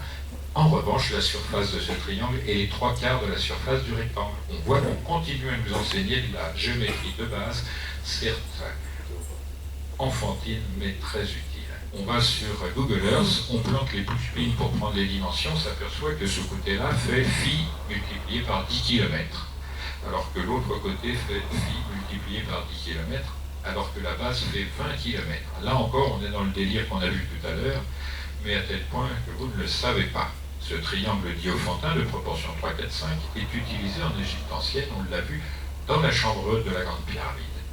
C'est, mais ça c'est encore mieux, le profil exact de la Grande Pyramide médiane, celle dite de Képhren, que vous voyez en bas. Vous voyez, cette particularité terrible, c'est qu'on a le profil exact de la pyramide médiane dans le profil exact, mais à plat cette fois-ci, de l'île de Pâques. En réalité, si on n'avait pas eu un escroc épouvantable, méprisable, on aurait commencé par la révélation de l'île de Pâques parce que l'exposé géométrique est euclidien, c'est-à-dire à plat, en 2 dimensions, alors que les grandes pyramides, ce sont des volumes, et c'est un tout petit peu plus complexe. Mais je pense qu'on s'en est assez bien tiré dans l'ensemble. D'abord, les dimensions en coudées. La hauteur 274 coudées, donc de 0,52 m, vous avez obtenu, la base 411 et les apothèmes 342,5 coudées. Maintenant, on transforme ça en mètres, parce que c'est surtout en mètres que c'est intéressant, et on remarque que le jeu des proportions et du système décimal dans la pyramide médiane, dite de Képhren, c'est assez bien illustré, puisque la base divisée par la hauteur donne une proportion de 1,5, alors que l'apotème divisé par la hauteur donne une proportion de 1,25. On est bel et bien dans le système décimal. On continue avec la soustraction de la hauteur à la base, soit 215 mètres 199, moins 143,46, ce qui donne 71 mètres 739. Et là, on procède de la manière inverse, on traduit les mètres en coulées, et on se retrouve en compagnie de 137, qui est le nombre de Wiener, le nombre qui traduit mathématiquement l'angle de meilleure installation des végétaux au soleil. Signé avec ça, ce serait facile, mais vous verrez dans le film, ça s'empile comme ça, c'est l'épouvante. On passe à la topographie. Si l'on considère à présent les particularités du relief de l'île de Pâques, on constate rapidement que ces 3 sommets les plus élevés en occupent les sommets des 3 angles, c'est-à-dire en bas à gauche, au sud-ouest, nous avons le volcan Ranokao ici. Et il est splendide parce qu'en plus il fait 1 km 236 de diamètre. Vous voyez que j'y peux rien, c'est comme ça, on est passé avant moi, ça devient un gros délire. Ce splendide volcan est complété par le volcan Televaka qui lui n'a plus de cratère puisque tout cela a été recouvert, etc. Et en fait le volcan Poike qui lui aussi est bouché. Poike, ça veut dire aussi bien en hollandais qu'en Rapa Nui, la fournaise, le trépied où on met le feu, etc. Ce qui est assez étonnant puisque c'est un hollandais, rappelez-vous, qui a trouvé cela. Alors, on va aller faire des constats suivants. Regardez Ranokao, ce premier volcan que vous avez vu en bas à gauche, au sud-ouest, ça, vue du ciel, ici, et vue de la Terre. Vous voyez qu'il est quand même assez joli, bien dessiné. C'est un truc splendide à voir. Et maintenant, aller à un autre volcan dont je n'ai pas parlé, qui est le fameux volcan d'où l'on extrait les moailles, ces statues qui ont la tête de Jacques Chirac. Et tout est extrait de l'extérieur et de l'intérieur de ce Ranoraraku. Vous voyez du ciel ici, et à partir du sol, là. Et la chose étonnante, donc, on en extrait des moailles, environ 1 millier, et ces moailles sont assujetties à la géométrie, puisqu'ils sont enterrés aux 2 tiers la plupart du temps. C'est ce qu'il faudra expliquer. Pourquoi on enterre des statue complète, paresseuse, hein, d'ailleurs vous avez vu les mains dans le film, dans la terre, pour qu'on en voit seulement la tête à partir du cou. C'est assez rigolo, mais incompréhensible. Ce qui nous retient l'attention au mieux, c'est que lorsqu'on prend les dimensions, elles sont parlantes d'une part, mais quand on trouve le centre de ces calderas, c'est-à-dire de ces cuvettes vides, comment font les Pascouans pour le savoir, si ce sont les Pascouans qui ont trouvé ça, je ne sais pas, et qu'on joint le centre de la caldeira de Ranokao, ce grand volcan qu'on trouvait au sud-ouest, et celui de Ranoharaku, où on extrait les têtes de Jacques Chirac, eh bien, ça c'est le Ranoharaku que vous avez vu il y a quelques instants, vu du ciel. Autre difficulté, le résultat est assez surprenant puisque la distance linéaire exacte entre ces deux centres des calderas est égale au nombre d'or en kilomètres, là encore. La nuance à observer que ce sont les seuls volcans comportant de l'eau dedans et qu'ils sont circulaires comme la lettre O. On va terminer cette toute petite séance pascouane par des documents qui affirment que, selon le capitaine espagnol Don Gómez González de Haedo, qui visita l'île de Pâques en 1777, une pyramide était visible dans l'île, ce qu'avait confirmé le père de la Brosse en 1789. Mais cette pyramide a disparu, on ne sait pas pourquoi, ni quand, ni comment. C'est très dommage, ça rappelle l'histoire du pyramidion. Tout ce qui dépasse, on l'enlève. On dit rongo rongo, que je traduis librement en anglais, langue d'insulaire et marin, to run, to go, courir, aller, rongo, rongo, deux fois, ça veut dire deux fois plus vite peut-être. Et on trouve seulement 25 de ces plaquettes qui ont la particularité de devoir être lues, comme on dit, à boustrophénon, c'est-à-dire chez les Grecs, comme un bœuf qui trace un sillon sans s'arrêter et trace des sillons parallèles qui n'en sont qu'un seul, c'est-à-dire il va de droite à gauche, de gauche à droite, ainsi de suite. Et pour lire ça, il y a deux personnes qui scandent des syllabes qui correspondent à ces figures, et à chaque fin de ligne, on retourne la chose. Donc la plaquette ressemble à une planète qui tourne, et c'est intéressant. Maintenant, regardez bien ces figures. Vous avez des figures d'oiseaux, des figures de tortues, certes, mais d'autres plus étranges. Et la correspondance est assez hallucinante entre l'Indus, c'est-à-dire la partie du Pakistan, Mohenjo-Daro, ici, et la correspondance à l'île de Pâques. Un personnage avec un U, c'est peut-être de quoi voir, on ne sait pas. Mais là où c'est intéressant, c'est que ce personnage tient une sorte d'échelle, là aussi, sauf qu'il a une tête d'oiseau. Et là, ça commence à grincer des dents une fois de plus. Vous comprenez pourquoi je suis prudent. Mais je suis rassuré parce qu'on trouve également ces figures-là, dont on reparlera incessamment, indéfiniment. Elles sont précieuses. Vous êtes bien assis dans votre siège, vous avez votre parachute et tout ça, vous avez lu les instructions de secours, allons-y. Le problème qui ne s'explique pas plus que la liaison linguistique et graphique entre l'île de Pâques et l'Indus, c'est cela. Teotihuacan, au Mexique, site de grande pyramide, a une pyramide du soleil, une pyramide de la lune et une pyramide du serpent à plumes, Quetzalcoatl, mais l'allée des morts, 4 km 100 à peu près, en plein soleil, c'est dur, eh bien, elle est tournée, orientée vers l'île de Pâques. Chichen Itza, site de pyramide au Mexique, c'est la même chose, orientée vers l'île de Pâques. Palenque, dans le Yucatan, c'est-à-dire à l'est dans la jungle, est orienté vers l'île de Pâques, tout comme Uxmal, qui est tourné vers l'île de Pâques. Vous pouvez vérifier tout cela évidemment sur Google Earth. Tonina, trouvé il y a une dizaine d'années en frontière du Nicaragua, c'est pareil, c'est tourné vers l'île de Pâques. Ainsi, tous ces sites vont, par leur orientation, joindre Mohenjo-Daro et l'île de Pâques, 20 000 km pour joindre l'un et l'autre, et passer par le nord géomagnétique. Donc l'indication est forte. Et vous voyez que d'un côté à l'autre, eh bien, c'est beaucoup de difficultés géométriques pour donner des azimuts aussi précis. Et on continue, cette fois-ci, c'est la Chine, avec Xi'an, c'est la région centrale où il y a environ 400 grandes pyramides. La particularité des pyramides chinoises, c'est qu'elles sont souvent oblongues, c'est-à-dire elles ont une longueur et une largeur, et évidemment une hauteur. Donc, la plupart des grandes pyramides de cette région centrale de Chine sont orientées vers l'île de Pâques, et la cité interdite elle-même, c'est-à-dire le palais impérial à Pékin, Beijing, dans la graphie moderne, est orientée vers l'île de Pâques et conséquemment par la même à Mohenjo-Daro. On voit ici que les sites du Mexique sont interceptés ici, alors que la Chine, ici, c'est pareil, mais en perpendiculaire. Ça dessine un quart de la Terre. Et on voit que ça va de l'autre côté à l'île de Pâques. Alors ces directions, peut-être, elles sont l'explication de pourquoi on trouve des lignes qu'on ne voit pas du sol à l'île de Pâques, mais en altitude. Elles sont très rectilignes et elles décollent, si je puis dire, toutes du volcan qu'on a vu tout à l'heure, Rano Raraku, là où il y a les têtes des individus. Ce qu'il faut savoir, parce que ça ajoute du sel au mystère, c'est que l'île de Pâques, les statues qui ont la trombinette de Jacques Chirac, on les laisse, on les montre. En revanche, celles qui ont des traits négroïdes ou asiatiques, on les cache, voire même on les casse, on les enterre. Et ça n'est pas le fait des insulaires qui, eux, ne voudraient pas que leur héritage soit détruit. Ce sont le fait des autorités chiliennes qui prennent de plus en plus de puissance dans les lieux. Ce qui fait que lorsqu'on y est allé, il n'y a même pas 3 semaines, il y avait un conflit qui a fait plusieurs morts pour cette raison. Donc il faut savoir qu'on est en train de nous casser notre héritage et que les Pasquans veulent veiller sur leur propre héritage mais n'y parviennent pas puisque c'est réglé de sorte économique et militaire. Donc la chose est assez désagréable à vivre et à voir.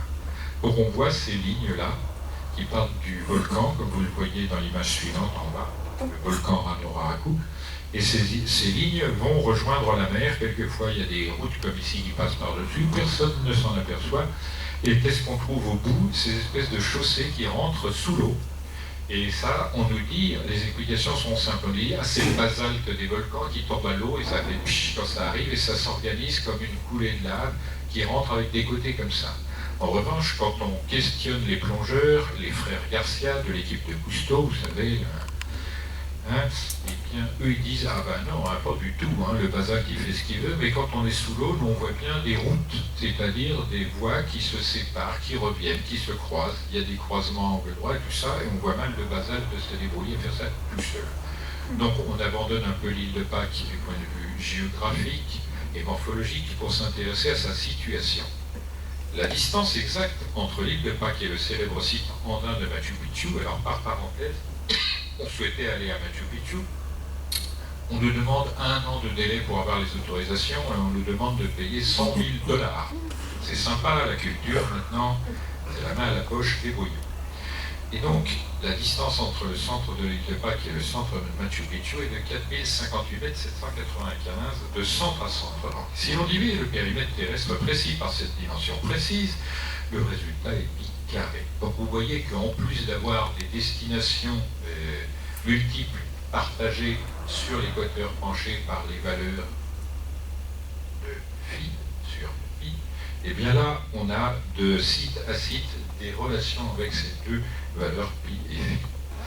Lorsque nous sommes allés après la visite d'une semaine à l'île de Pâques, qui fut très très mouvementée à cause de ce conflit d'une part et par le fait qu'on voulait filmer ce qu'on avait filmé, nous sommes allés en Bolivie, cette fois-ci à 3880 mètres d'altitude, et on a visité le site de Tiahuanaco, qui est environ à 70 km au sud-ouest de La Paz, la capitale la plus haute du monde. L'aéroport El Alto est à 4040 mètres. Eh bien, ce site de Tiahuanaco est séparé en 3 zones.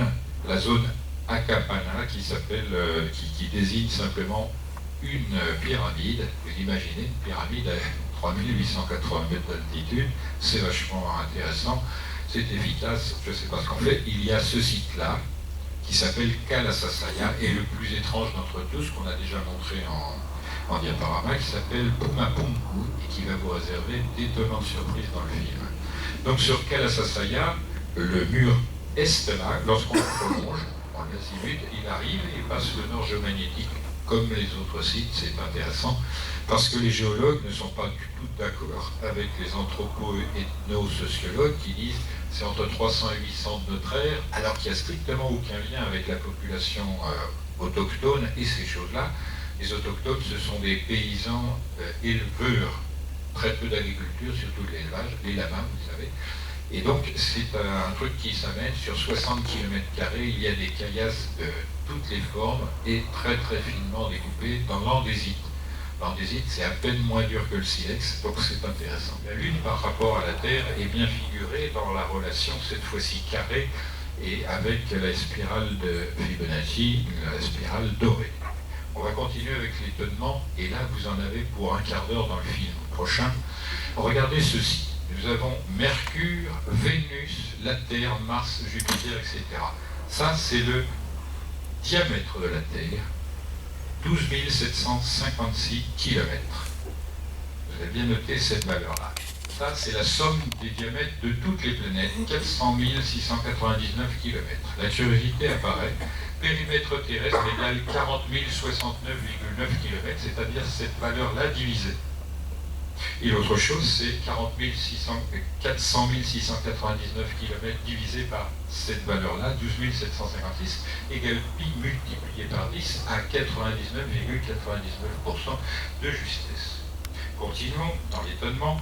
La relation Terre-Lune, elle aussi, ça n'est pas seulement Mercure, la Lune et toutes ces choses-là, c'est que tout va être contributif. Regardez, relation Terre-Lune et phi en kilomètres. Cette valeur-là, vous la connaissez, c'est la valeur du quart du périmètre terrestre. Donc nous sommes en compagnie de pi. C'est tout cela qui vous l'explique. Maintenant, 10 000 fois la racine carrée de phi en kilomètres, c'est le diamètre de la Terre. Alors que la somme diamètre de la Terre plus diamètre de la Lune fait 10 000 fois phi en kilomètres. Je n'y peux rien, c'est comme ça et ça continue et ça ira de pire en pire. On se souvient que 10 000 fois phi en kilomètres, c'est la somme totale de cela. Et ça correspond au grand côté qui vaut en proportion racine carrée de phi. Alors que la base, le petit côté, vaut 1 et l'apothéme vaut phi soi-même. C'est correspondant à cette figure que vous avez vue tout à l'heure. Pour parler bref, les relations entre la Terre et la Lune sont établies sur le profil méridien de la grande pyramide de Gizeh divisé par 2, à savoir ce triangle-là qu'on a déjà vu dans sa projection terrestre tout à l'heure. Et la jonction se fait par 1, racine carrée de phi, et phi le nombre d'or. J'espère qu'en posant la question suivante à M. Jean-Pierre Adam, et je m'adresse à toutes les personnes qui ont vu le film La Révélation des pyramides, il osera nous répondre à cette question. Tout cela est-il dû au seul hasard? C'est totalement exclu. Merci à lui pour son excellente prestation. Si vous abandonnez ces faits, prenez garde. Les charlatans s'y logeront et les imbéciles aussi. Pas de limite, pas de milieu, la science ou l'ignorance. Si la science ne veut pas de ces faits, l'ignorance les prendra. Vous avez refusé d'agrandir l'esprit humain, vous augmentez la bêtise humaine. Et là, ça marche fort. Donc la question à minima, c'est doit-on remettre en question les apports de Darwin? Il semble que, au fur et à mesure des films, ça deviendra une évidence écrasante. Ce qui m'inquiète, c'est plutôt doit-on réécrire l'histoire ou l'histoire a-t-elle déjà été réécrite? Pour lutter contre cette situation, qui me semble de plus en plus grave parce qu'elle s'accélère, il faut se poser les bonnes questions, c'est-à-dire vos questions, merci. On peut rallumer.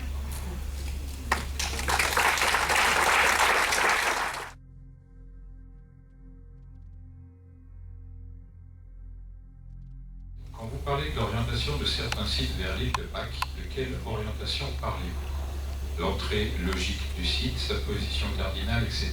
Merci. En effet, vous avez noté que le pôle géomagnétique est mouvant. Mais quand j'ai fait la relation entre Mohenjo-Daro et l'île de Pâques, virtuellement il n'y a qu'une ligne, celle qui passe par le centre de l'île et le monticule de Mohenjo-Daro, mais comme cette île fait 20 km de large, on peut tolérer, me semble-t-il, les écarts linéaires de 20 km en largeur. Et conséquemment, on a des sites qui ne sont pas exactement, précisément orientés sur la ligne centrale. Mais ça se justifie d'une autre manière. Comme ce nord géomagnétique est mouvant, il n'y a aucune difficulté à admettre que tout peut être mouvant dans la limite des dimensions de ce déplacement. C'est ce qui expliquera dans ce prochain film pourquoi les sites ne sont pas parfaitement toujours sur le centre de l'équateur penché, mais sur une bande de 183 km de large. Cette bande expliquant que les données qui sont portées sur la Terre viennent de la comparaison de la trajectoire lunaire qui fait se balancer la Terre, c'est ce qu'on appelle le mouvement de nutation.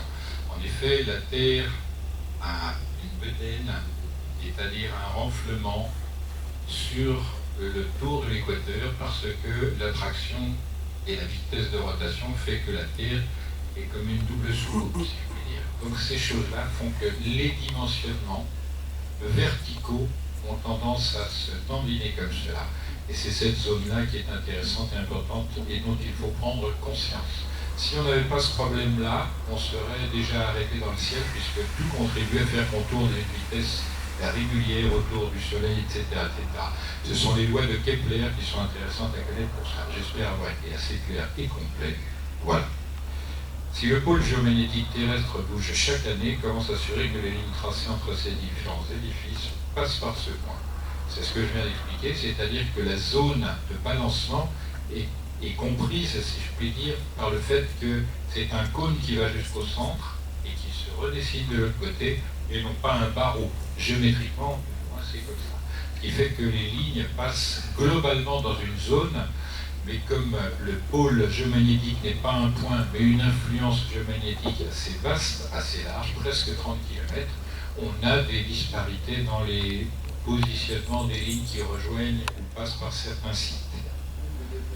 Dans votre film et intervention, vous insistez sur le bois et pierre. Pourquoi ne jamais évoquer Baalbek? Baalbek est dans la plaine de la Bekaa au Liban, bien sûr que je connais très bien, j'y suis allé un bon nombre de fois. Ça se dégrade là aussi, la possibilité de filmer tout ça est difficile à obtenir parce qu'il y a des tensions importantes. La dernière fois que j'y étais allé, il a fallu me faire trouver, donc c'est pas trop mon truc. Mais ces pierres sont tellement évidentes qu'il n'est pas besoin, pour l'instant, tout du moins, d'en parler.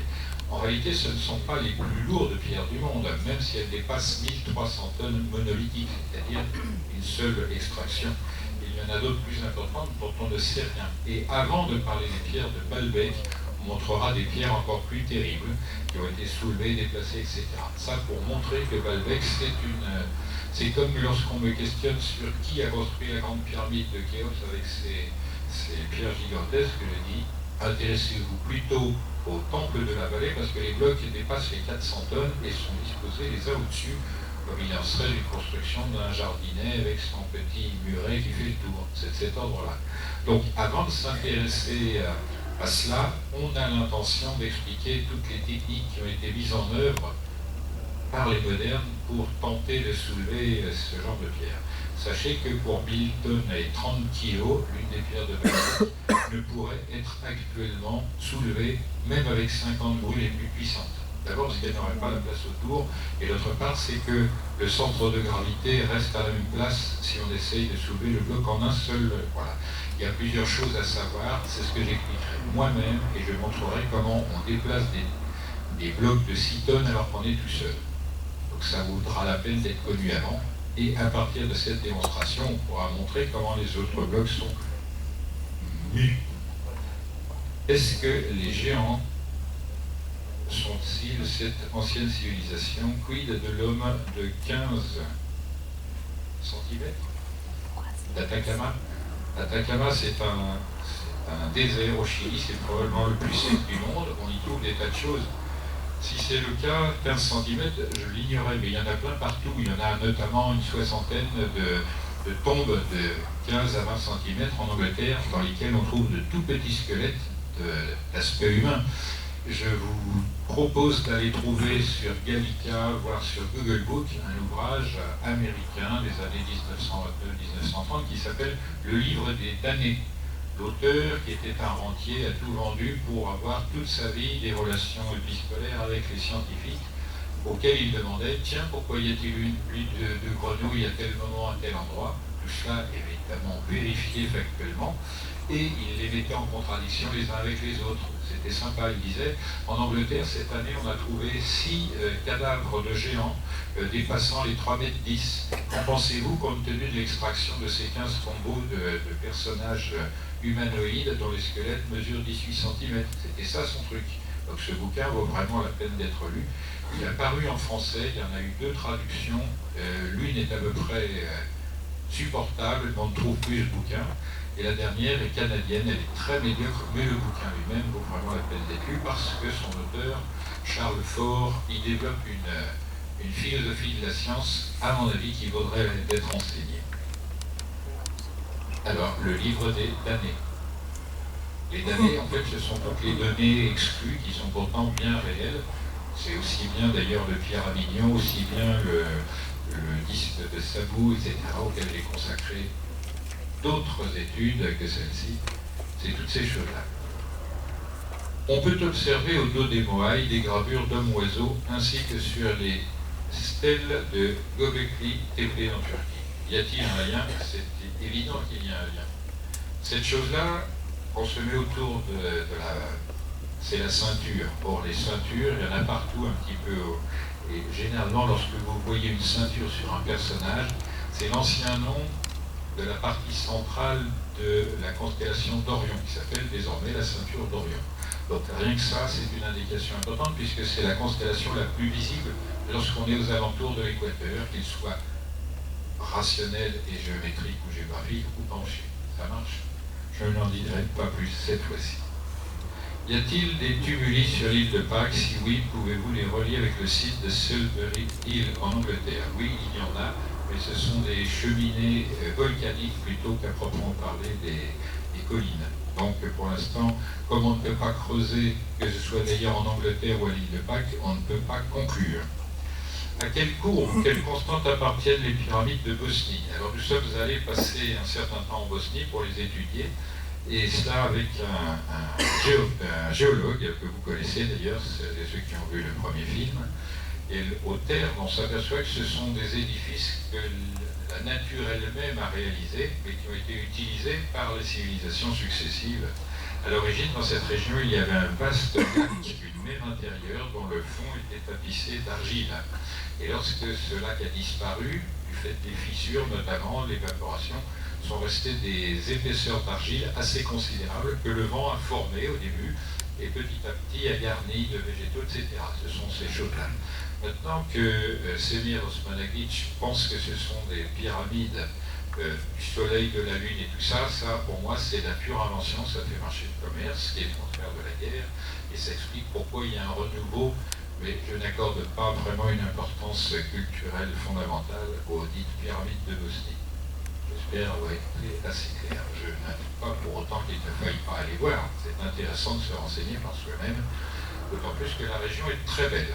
Il faut faire simplement attention, on met les pieds, il reste des mines antipersonnelles. Avez-vous étudié la région de Rennes-le-Château? Et si oui, que pensez-vous des 5 montagnes dessinant un Pentagone parfait? Évidemment, je connais bien cette chose-là. Elle fait partie du développement des films ultérieurs, donc j'en parlerai à ce moment-là. Il est sûr qu'en France, on a une densité d'histoire très supérieure à la moyenne. Quelle est l'utilité d'effacer ou de transformer l'histoire? Quel est le but? Évidemment, quand on n'a pas de passé, on fait les mêmes erreurs. On s'engage dans des stupidités qui n'auraient pas lieu d'être si on avait été averti par le témoignage de nos ancêtres. Or, et vous le verrez dans le prochain film, les ancêtres ont laissé depuis très très longtemps, de 13 à 15 000 ans déjà, des dessins, des avertissements que vous découvrirez. Il y a quelqu'un qui habite cette région qui s'appelle Chantal Gégues-Poekievies, qui connaît cette personne. Elle a 2 doctorats dans le domaine de l'archéologie, de l'astroarchéologie, et elle paye elle-même ses propres travaux parce qu'elle est en quelque sorte marginalisée compte tenu de ce qu'elle a découvert. Vous allez découvrir dans le prochain film. En bref, elle s'est aperçue que sur les 134 grottes peintes qui sont très largement antérieures à notre histoire, notamment celle de Lascaux, c'est la représentation du ciel qui est faite comme si la paroi de pierre était transparente. Ça désigne des époques, des moments, etc. Et on voit qu'il y a une cohérence très forte et une intelligence approfondie. J'expliquerai dans ce film, par exemple, on voit divers animaux et que ces animaux indiquent les périodes de l'année. Ainsi, on voit des aurochs qui sont des sortes de bisons. Et quand on connaît leurs habitudes, on comprend ce que disaient les anciens quand ils dessinent cela. L'auroch, son habitude, c'est il monte quand c'est le printemps, il descend quand c'est l'hiver. Donc on sait qu'il fait une sinusoïde, et quand il est en bas des murs, c'est que c'est l'hiver. Quand il est en haut, c'est que c'est le printemps. On l'appelle le bison. Bis, ça veut dire double depuis l'Antiquité la plus reculée, et on, c'est de l'égyptien, ça veut dire soleil. Donc on voit qu'il y a un soleil d'hiver et un soleil d'été. Le soleil d'été, il est au-dessus des lieux qu'il illumine, le soleil d'hiver est à l'horizon. Donc on fait de la géométrie sans en parler. Presque semblable à ce mot, presque, c'est saumon. Qui connaît bien la vie des saumons? Qu'est-ce qu'un saumon bécard? Ça ne vous dit rien. C'est à une période de l'année, le saumon laisse pousser une sorte de crochet sous sa bouche qui indique qu'il va retourner à son lieu de ponte. Et la particularité du saumon, c'est qu'il remonte lui aussi la rivière pour aller. Donc on sait qu'il la descend quand il a déjà fait sa ponte et il la monte pour la faire. Il est comme le bison, il fait des allers-retours et cela, ça indique encore, à la différence que saumon, c'est sol monte, c'est-à-dire soleil montant. Donc on voit que ces vocabulaires très anciens ont gardé une pertinence jusqu'à nos jours. J'en profite, et c'est pour toi, je l'avais promis, le mot qui désigne la divinité pour les musulmans, Allah, s'écrit en transposant en gréco-latin A2LAH. A, ça dessine un compas, c'est la géométrie courbe, féconde, féminine, alors que L, c'est l'équerre. Alors s'il y a des francs-maçons ici, qu'ils se taisent. Et donc on a le couple de construction masculin-féminin directement figuré par les lettres. Or, ceux qui connaissent bien la Bible, ils devraient savoir que le nom de la divinité des chrétiens dans la Bible porte le nombre 13. Qui connaissent ce détail de la Bible, Ehad, ça veut dire je suis ton Dieu, je suis le nombre 13. C'est un nombre premier.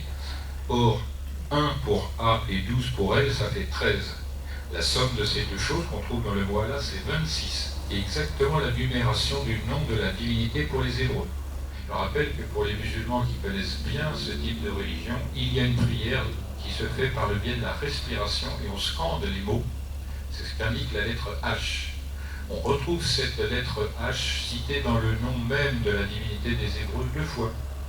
On la trouve expliquée même dans le texte de la Bible où on dit Abraham, après qu'il eut rencontré Dieu, s'est appelé Abraham, alors que Sarai est devenue Sarah. Donc on voit que l'adjonction de la lettre H, en quelque sorte, divinise un petit peu sur les bords, dans le sens que j'ai indiqué tout à l'heure dans mon exposé. C'est ainsi que petit à petit, je vais construire les démonstrations qui vous amèneront à considérer que la Bible, tout comme le Coran, ce sont des textes cryptés. Coran, ça fait référence à couronne. Et la couronne, c'est Saturne, la planète la plus éloignée, qui est complémentaire de la Lune, qui est l'emblème même des drapeaux musulmans. Oui ou non? Pourquoi? Parce que la Lune, c'est le mobile le plus rapide autour de la Terre, alors que Saturne, c'est le plus lointain. Au-delà, on ne voit pas, etc., etc. Je pourrais en dire de très nombreuses. Par exemple, l'alphabet arabe a combien de lettres? 28. C'est ce qu'on appelle les mentions de la Lune, c'est-à-dire la division du mois lunaire par jour lunaire. Voilà. Pour en dire les quantités, j'ai fait une conférence qui s'appelle L'ésotérisme dans l'islam, qui normalement devrait paraître sur Amazon. Je vous invite d'ailleurs pour toutes les revues que vous ne trouveriez pas, les livrets, certains, et les enregistrements de cours et de conférences sont sur Amazon. Je n'en connais pas encore la qualité, puisque je n'ai rien vérifié, hélas, et c'est pour dire qu'il y a énormément de choses à apprendre de l'islam, et les musulmans apprendraient beaucoup du christianisme, qui est très complémentaire. C'est dit d'ailleurs dans le Coran, il faut respecter le croyant. Donc, sans rentrer dans le détail, c'est seulement pour montrer, parce que je pense que Marseille et toute la côte seraient très intéressés par la connaissance profonde de ce qui fait la respiration véritable de l'islam, au-delà du dogme, du dogmatisme même religieux, qui n'est pas le propre de l'islam, mais aussi de toutes les religions en général. On ne confondra pas par ailleurs le bouddhisme, qui est une philosophie religieuse, avec une religion, parce que dans le bouddhisme, il n'y a pas de Dieu. Petit rappel.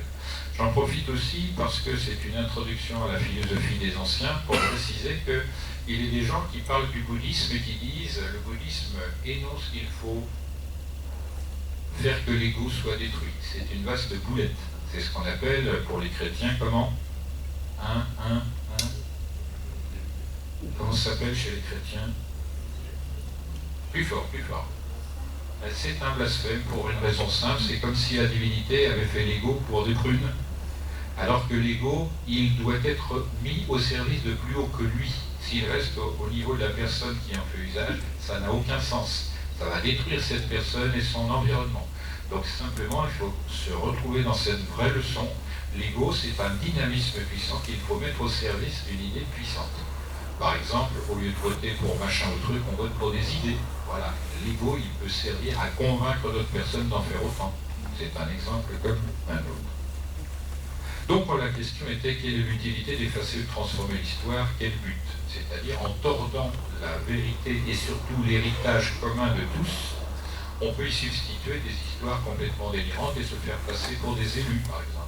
Nous avons été désignés par machin, truc, bidule. Tout ça, c'est assez courant de nos jours. Je ne désigne personne en particulier, mais collectivement, oui, il y a cette ambiance. Et de ce fait, on ne peut même pas en parler tellement l'ambiance est lourde.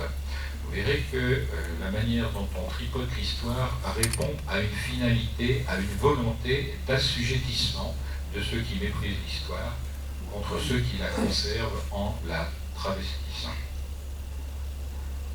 Vous mettez ce soir en évidence une matrice universelle. Que peut-on conclure d'autre? Eh bien que cette matrice universelle, si elle a été fournie par l'étude des témoignages anciens, c'est qu'elle doit pouvoir nous servir à sortir d'une part de nos contradictions d'êtres humains, collectivement, individuellement. C'est donc ça la philosophie des anciens que je vais aborder bientôt. Et d'autre part, c'est que si elle décrit le réel, elle permet de passer au vrai. Or, la référence de n'importe quelle intelligence doit être le vrai, parce que ça permet de comprendre le réel. Si on comprend le vrai, le réel n'est plus un piège. On n'est plus assujetti à des passions parce qu'on sait qu'elles vont crever littéralement avec la personne de chair. Après ça vient la religion, c'est-à-dire est-ce qu'on peut admettre qu'au-delà de la vie incarnée, qu'on appelle l'existence, la vie elle-même permet de faire que les âmes qui ont vécu continuent à aimer, continuent à protéger, à s'instruire, etc. Ça, c'est aussi la grande question qui va être posée dans les films suivants.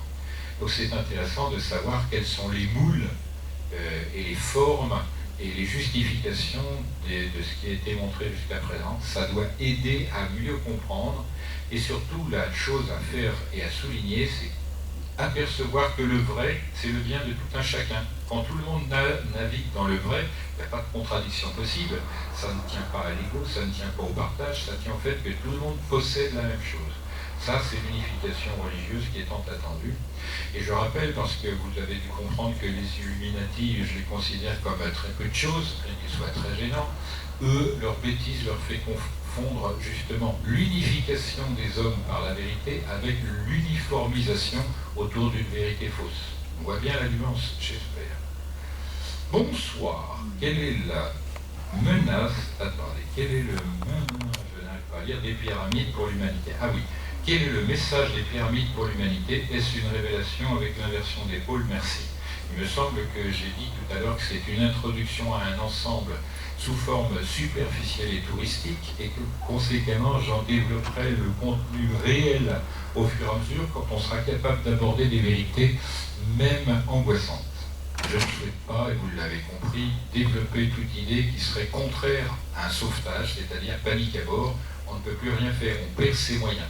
Il faut garder clairement à l'esprit qu'il y a une échéance qui est facile à découvrir lorsqu'on étudie l'astronomie notamment, et que cette échéance, il va falloir l'aborder. À la fin du premier film, je dis très clairement, s'il n'y avait pas moyen d'en sortir, les anciens, les bâtisseurs n'auraient absolument rien fait, ils nous auraient absolument rien montré par le biais de l'équateur penché qui désigne le nord, et le nord géomagnétique est assujetti à l'activité solaire.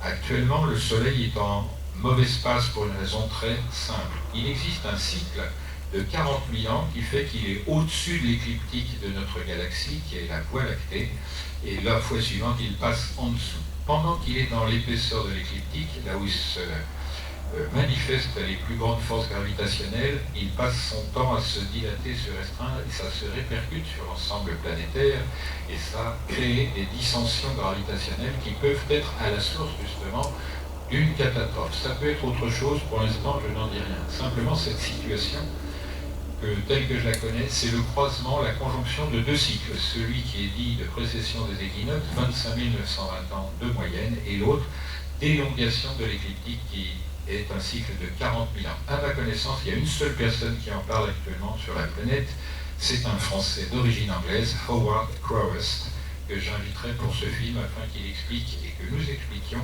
ces choses-là. C'est un très bon conférencier, c'est un ami très bon en plus, modeste, travailleur. Il a une intuition qui sort de l'ordinaire. Conscient de cette histoire déjà réécrite, peut-on d'un revers de manche arguer slogan de la corruption, ne pas considérer le positionnement politique. Évidemment que je fais de la politique sans en parler, comme M. Jourdain faisait de la prose, mais je n'ai pas pour ambition d'indiquer le chemin à tout le monde. Je voudrais que tout le monde se prenne le chou pour dire quel est le bon chemin et en discute. Après, les uns et les autres vont s'apercevoir quel est le bon chemin pour tous. Si je faisais ça, je serais un gourou en effet. Si je disais il faut aller par là, c'est la bonne porte de sortie, ce serait débile. C'est-à-dire j'imiterais n'importe quel zozo, ce qui me paraît, comment dire, indigne de l'humanité en général et indigne de l'héritage dont j'ai été bénéficiaire grâce à mon grand-père qui lui en avait reçu les éléments par son grand-père et ainsi de suite. C'était des paysans et donc on a préféré confier aux paysans des choses précieuses plutôt qu'aux corrompus de la ville. Est-ce que le changement de rythme de rotation de la Terre pourrait provoquer une montée des eaux par diminution de force centrifuge ? Toute modification des caractéristiques actuelles de la Terre, évidemment, entraîne des changements de statique des eaux. On peut imaginer d'autres types de cataclysmes très possibles qu'on appelle les croiseurs. Ce sont des grosses masses qui se baladent dans l'espace environnant et de temps en temps, il y en a qui passent très très près de la Terre, c'est-à-dire à moins d'un demi-million de kilomètres. C'est-à-dire à peine plus, si je puis dire, que la distance de la Terre à la Lune. Si un de ces croiseurs de grande dimension venait à passer entre la Lune et la Terre, fort heureusement la Lune sauverait la Terre, parce qu'il y a ce qu'on appelle les points de Lagrange, qui sont les points équidistants du point de vue de la gravitation. Mais si la chose, le croiseur, passait en dessous des points de Lagrange, c'est-à-dire trop près de la Terre, l'attraction ferait se soulever les eaux de pratiquement toutes les masses d'eau qui iraient vers cette espèce de truc, et quand il serait passé, ça reviendrait avec le poids de l'eau, imaginez, et le calcul donne pour un croiseur qui passerait à 250 000 km de la Terre, on aurait environ 95% de l'eau qui s'élèverait jusqu'à 30 km du sol. Vous voyez un petit peu quand ça retombe, c'est la douche. Enfin, je vous laisse apprécier l'ampleur de ce genre de situation. N'imaginons pas, parce que ce serait trop terrible, ce type de croiseur qui aurait 20 à 25 km de diamètre vienne percuter de plein fouet la Terre. Immédiatement, là, les modifications de trajectoire seraient perceptibles et on ne sait pas si on pourrait revenir d'un tel cataclysme. J'ai épuisé les questions et j'espère que je n'en ai pas oublié. Faites-moi signe si par hasard j'avais oublié une fiche. Ça va. Donc si vous avez d'autres questions issues de mes réponses, c'est le moment.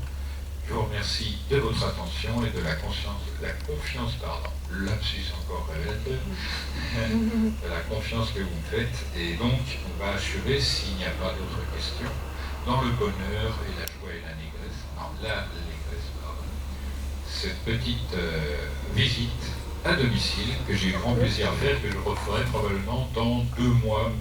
D'après Adrien, ce serait première quinzaine de juin, mais ça n'est pas absolu parce qu'on est ballotté par tous les événements. Je fais une parenthèse parce que pour vous dire l'ambiance dans laquelle on vit, Vesna, ma femme et moi, la veille du départ à l'île de Pâques, le matin, je suis allé voir les huissiers parce que j'avais un nouveau dossier de procès à prendre. Le jour même du départ, en début d'après-midi, j'étais au tribunal de grande instance de Paris. Je me suis fait porter pâle pour pouvoir avoir le temps de faire ma valise, mais en fait je souffrais réellement du dos. Mais on est parti le soir de ce mardi à 22h, en revenant un dimanche soir bien fatigué, on dit cassé tellement c'est fatigant. Le mercredi matin suivant, j'étais chez les huissiers. Non, ils sont venus à domicile, pardon, pour saisir. Et aujourd'hui, j'ai reçu de Paris, de Didier, là quelques-uns le connaissent, qui est secrétaire de l'association La Nouvelle Atlantide, l'annonce que mon adversaire, ce malade mental, escroc, a envoyé un nouveau procès avec une demande de paiement de 3 000 et quelques euros, alors que la dernière fois c'était 1 200. Donc on est confronté en permanence à cette débile qui est un escroc. Donc c'est pourquoi quelquefois on ne peut pas tenir les engagements que l'on prend, on est obligé de modifier des dates et tout ça. J'espère que vous comprenez que ça n'est pas simple. Voilà. Mais il semble qu'on ne peut pas tirer gloire des choses qu'on obtient sans un travail intense et sans courage. Vous le savez, c'est Guillaume d'Orange qui avait dit ça. Alors, vous avez une question là-bas. Alors, la question c'est, est-ce que je peux avoir un micro pour parler fort? Merci. Oui, bonjour. Bonsoir. Bonsoir. Au niveau des échéances sur le prochain film, quelles sont... serait entre Noël 2016 et Pâques 2017, en principe, si tout se passait bien. Ce que je peux vous dire, c'est que les premières images qu'on a ramenées de l'île de Pâques et de Bolivie sont vraiment extraordinaires, et je n'hésite pas à le dire, sensationnelles, en ce sens que je n'ai jamais vu de plus belles images jusqu'à présent dans quelques documentaires et films que ce soit. On s'était donné les moyens, on a deux très très bons cadreurs, vraiment eux aussi sortent de l'ordinaire, avec les meilleures technologies les plus récentes et les plus légères. Et on a utilisé une caméra à 360 degrés ainsi que 2 drones. Et ça donne vraiment un impact extraordinaire à ces images qu'on n'a pas pu avoir évidemment pour le premier film. Je peux vous dire que rien que pour les images, vous viendriez étant sourd, vous sortiriez conquis quand même. Vous avez retenu fin 2016, Pâques 2017. Autre question? La glace est à la vanille, profitez. Bonsoir. Moi, c'est juste une petite curiosité. Oui. Les dimensions 3D et 5D, ça vous parle? Oui. Pouvez-vous m'éclairer? Non, pas maintenant, parce que ça entrera dans... Non, parce que je suis restée en appétit, vous avez bien démarré, et après, hop, Oui, parce qu'il y a des choses que je dois réserver pour 2 raisons. Des raisons juridiques, d'une part, parce qu'il y a des contrats qui s'adaptent à notre travail, et d'autre part, le problème c'est que je ne peux pas expliquer complètement une notion et qu'on se fait des idées fausses à partir d'une portion seulement d'explication, ce que je ne souhaite pas. C'est pourquoi il y a des disparités dans la qualité des propos, etc. Donc, si maintenant on arrête, s'il y a chose, ça fait 3h14 que nous y sommes. Oui, le micro est là pour vous. Bonsoir. Quelles sont les subventions? Enfin, comment vous faites pour financer vos recherches? On n'a aucune subvention, c'est votre générosité exclusivement qui nous a permis d'aller commencer le deuxième film, c'est-à-dire ce qu'on appelle un Ulule, un crowdfunding. Et donc, j'en profite, qui par exemple allait sans pudeur, qui a offert sa contribution? Et d'un, et de deux, et trois, mais c'est la majorité. Infiniment merci, parce que c'est grâce à vous et vous serez comblés, ça je peux vous le dire. C'est difficile, c'est même parfois, ça paraît impossible à faire se conjoindre et tout ça, mais dans l'ensemble, on a confiance, on ira jusqu'au bout de l'épreuve, on a des gens solides, on a des gens décidés, qui sont prêts à aller au sacrifice, parce que c'en est un, bien souvent, et on ira, et vous serez satisfait. De toute façon, toutes les questions que vous êtes amenés à vous poser sur l'existence, sur les mystères de l'histoire, etc., de la géographie parfois, les extraterrestres, tout cela sera abordé. Et même, en dernier lieu, cette chose qu'on appelle la mort. Paf. Autre question, je peux passer à l'introduction très rapide de la philosophie des... C'est la dernière. Alors, j'en profite pour dire que ce jeune homme-là, d'aspect très très exotique, nous a offert une invitation 2 fois, il insistait. Infiniment merci, on va enfin prendre des vacances. Concernant les crabes de Paracas. On parle dans le micro. Concernant les crabes de Paracas. Alors Paracas, c'est une ville du Pérou à l'ouest, et on y trouve au musée de Paracas des crânes oblongs, c'est-à-dire des crânes qui ont cette forme de pain de sucre. Il y a 2 choses. La première, c'est que l'individu qui se mêle de faire des soi-disant recherches là-dedans ment. Il n'y a pas de différence dans les codes génétiques des crânes ordinaires et des crânes oblongs. En revanche, là où il y a des problèmes, c'est comprendre comment ces crânes sont allongés et quelle méthode est mise en œuvre. Il y en a plusieurs, mais aucune ne correspond. Et ce qu'il faut signaler en dernier lieu, et qui est le plus intéressant à mon sens, c'est que le volume de la boîte crânienne est beaucoup plus important avec le crâne allongé qu'à l'origine. C'est-à-dire on passe de 1300 cm3 à 1650, 1700 cm3. Ça sous-entend que si le cerveau prenait cette dimension-là pour lui, il pourrait être affecté de qualités différentes. Ce que je sais, parce que je connais bien la culture péruvienne depuis plus de 40 ans, c'est que d'après les personnes qui ont reçu, elles aussi, un héritage culturel ancien, c'est que les personnes qui avaient le cerveau en quelque sorte modelé et aplati de manière oblongue tenaient lieu de médium, c'est-à-dire que la finesse de leur perception était accrue et ils pouvaient parler en quelque sorte en relation osmotique avec ce qui les entoure. C'est-à-dire percevoir les idées d'autrui, percevoir les ambiances collectives, deviner certaines choses qui devaient arriver, etc. C'est à cet usage particulier qu'étaient faites ces choses. À propos de cela, il faut dire qu'il n'y a pas qu'au Pérou, il y en a en Égypte, il y en a dans tous les pays, dans toutes les régions du monde, même au Tibet. Donc je ne sais pas si cette fonction était connue pour cela et développée partout, mais il semble bien que ce soit le fait. Voilà. Autre question, j'en passe très brièvement, puisqu'on me fait signe là-bas. Il nous reste donc, il est 11h moins 2, je vais vous faire la main réunie du personnage de la photo. Une main, c'est 4 doigts et un pouce opposable. Le pouce, c'est votre volonté. Le petit doigt représente votre corps et la partie matérielle de l'univers qui porte le beau. Pour votre corps, il faut y obtenir la pureté.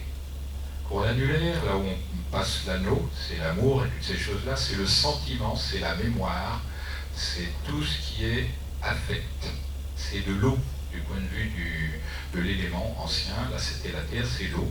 Et vous savez que l'eau, elle est toujours en mouvement, donc on ne sait pas qui on est. Et là-dedans, c'est l'âme qui est vue. Et dans l'âme, il faut obtenir la paix. Donc la pureté dans le corps, la paix dans l'âme.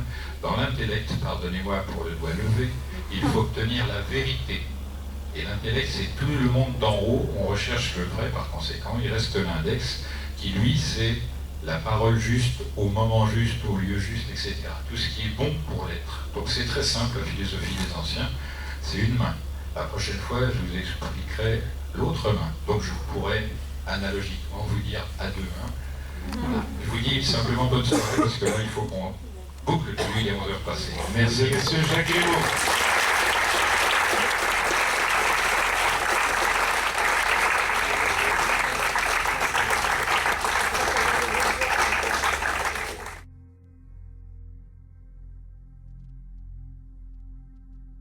On reçoit Jacques Grimaud ce soir, donc bonsoir à tous.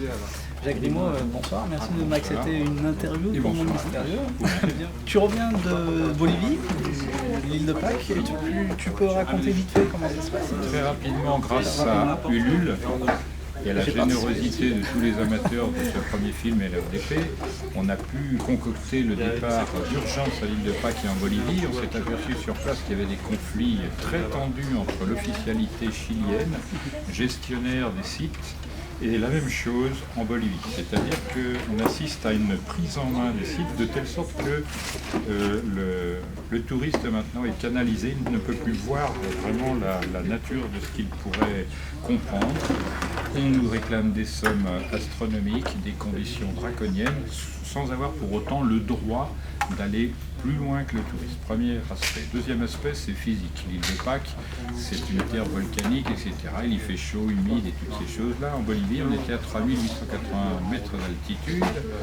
Et là aussi, il faut s'adapter, etc. Le matériel de s'adapter. Ce que je peux dire, et ce que j'ai plaisir à dire, c'est que les gars qui ont travaillé sont vraiment tous super. Il est difficile de travailler en équipe humaine dans des tensions de cet ordre, mais le résultat est vraiment extraordinairement bon. La qualité de la photo, les prises de vue, le dynamisme de l'ensemble. Maintenant, il nous faut transformer ça en un film dont je peux dire que le pire n'est pas l'image en termes de qualité, mais le contenu. Mon intention, c'est vraiment, comme je l'ai toujours dit, à partir du premier film, qui était une introduction quasi touristique et superficielle à l'ensemble de mes découvertes, le deuxième film va positionner vraiment ce que moi j'appelle la vérité des faits et la vérité de la méthode qui permet de comprendre l'histoire qu'on est en train de confisquer. Donc il faut s'attendre à un film qui devrait normalement sortir entre Noël 2016 et Pâques 2017, un tsunami culturel considérable. J'espère que l'on va... Voilà, le choc. C'est pas un choc, c'est le choc. Le choc. D'une part, et d'autre part, pour améliorer encore les possibilités d'améliorer, enfin de saisir ce qui va être dit, on fera en quelque sorte un cycle de formation en allant assez régulièrement, tous les 2 mois probablement, dans les villes qui nous ont accueillis fort généreusement et avec beaucoup de chaleur et de sympathie pour livrer en quelque sorte les éléments qui permettent d'améliorer la compréhension et de rendre encore plus rapide le profit à partir de ces films. Donc on peut dire que la qualité sensible sera supérieure et la qualité intelligible éclatée vraiment au centuple. J'ai donné la conférence tout à l'heure, on a vu que ça va très très vite vers le haut et que l'étrangeté est encore plus terrible que ce qu'on imaginait. C'est un peu comme Matrix, mais au lieu que l'on soit déçu au deuxième volume de Matrix, là on va être comblé à l'excès. Voilà. En tous les cas, merci à vous deux. La Merci prise à de toi, vue, Jacques là. Grimaud. Non, je ne sais pas ce que vous faites sur Internet, mais c'est bien, continuez. Eh ben, Allez, il faut y aller. on cherche le mystère et Eh puis, ben oui, voilà. ça On me le touche de traque, on t'avoir l'attrape ici. par le cou. Voilà. Ce qui est pas Et puis facile. ça le fait en Pierradant quand même. Et à Patrice Pouillard s'il nous regarde. Et voilà, et juste pour terminer, voilà, Monde Mystérieux a participé au crowdfunding. Ah bah pour ça le- c'est super voilà. gentil, Voilà. merci bien. Et Donc tu tenais à donnes te- de l'argent à tes concurrents, quoi. Bah, Non, c'est concurrent sympa. main dans la main, voilà. Ouais, ouais. Bah, Cyril et merci. Hervé, merci bien. C'est C'est gentil. bref parce que je dois Ouais, aussi bien sûr, pas de partir. problème, pas de Salut problème. à tous. On est heureux d'être avec vous Et et à à la bientôt. prochaine. Et voilà, Allez, merci. Goose die.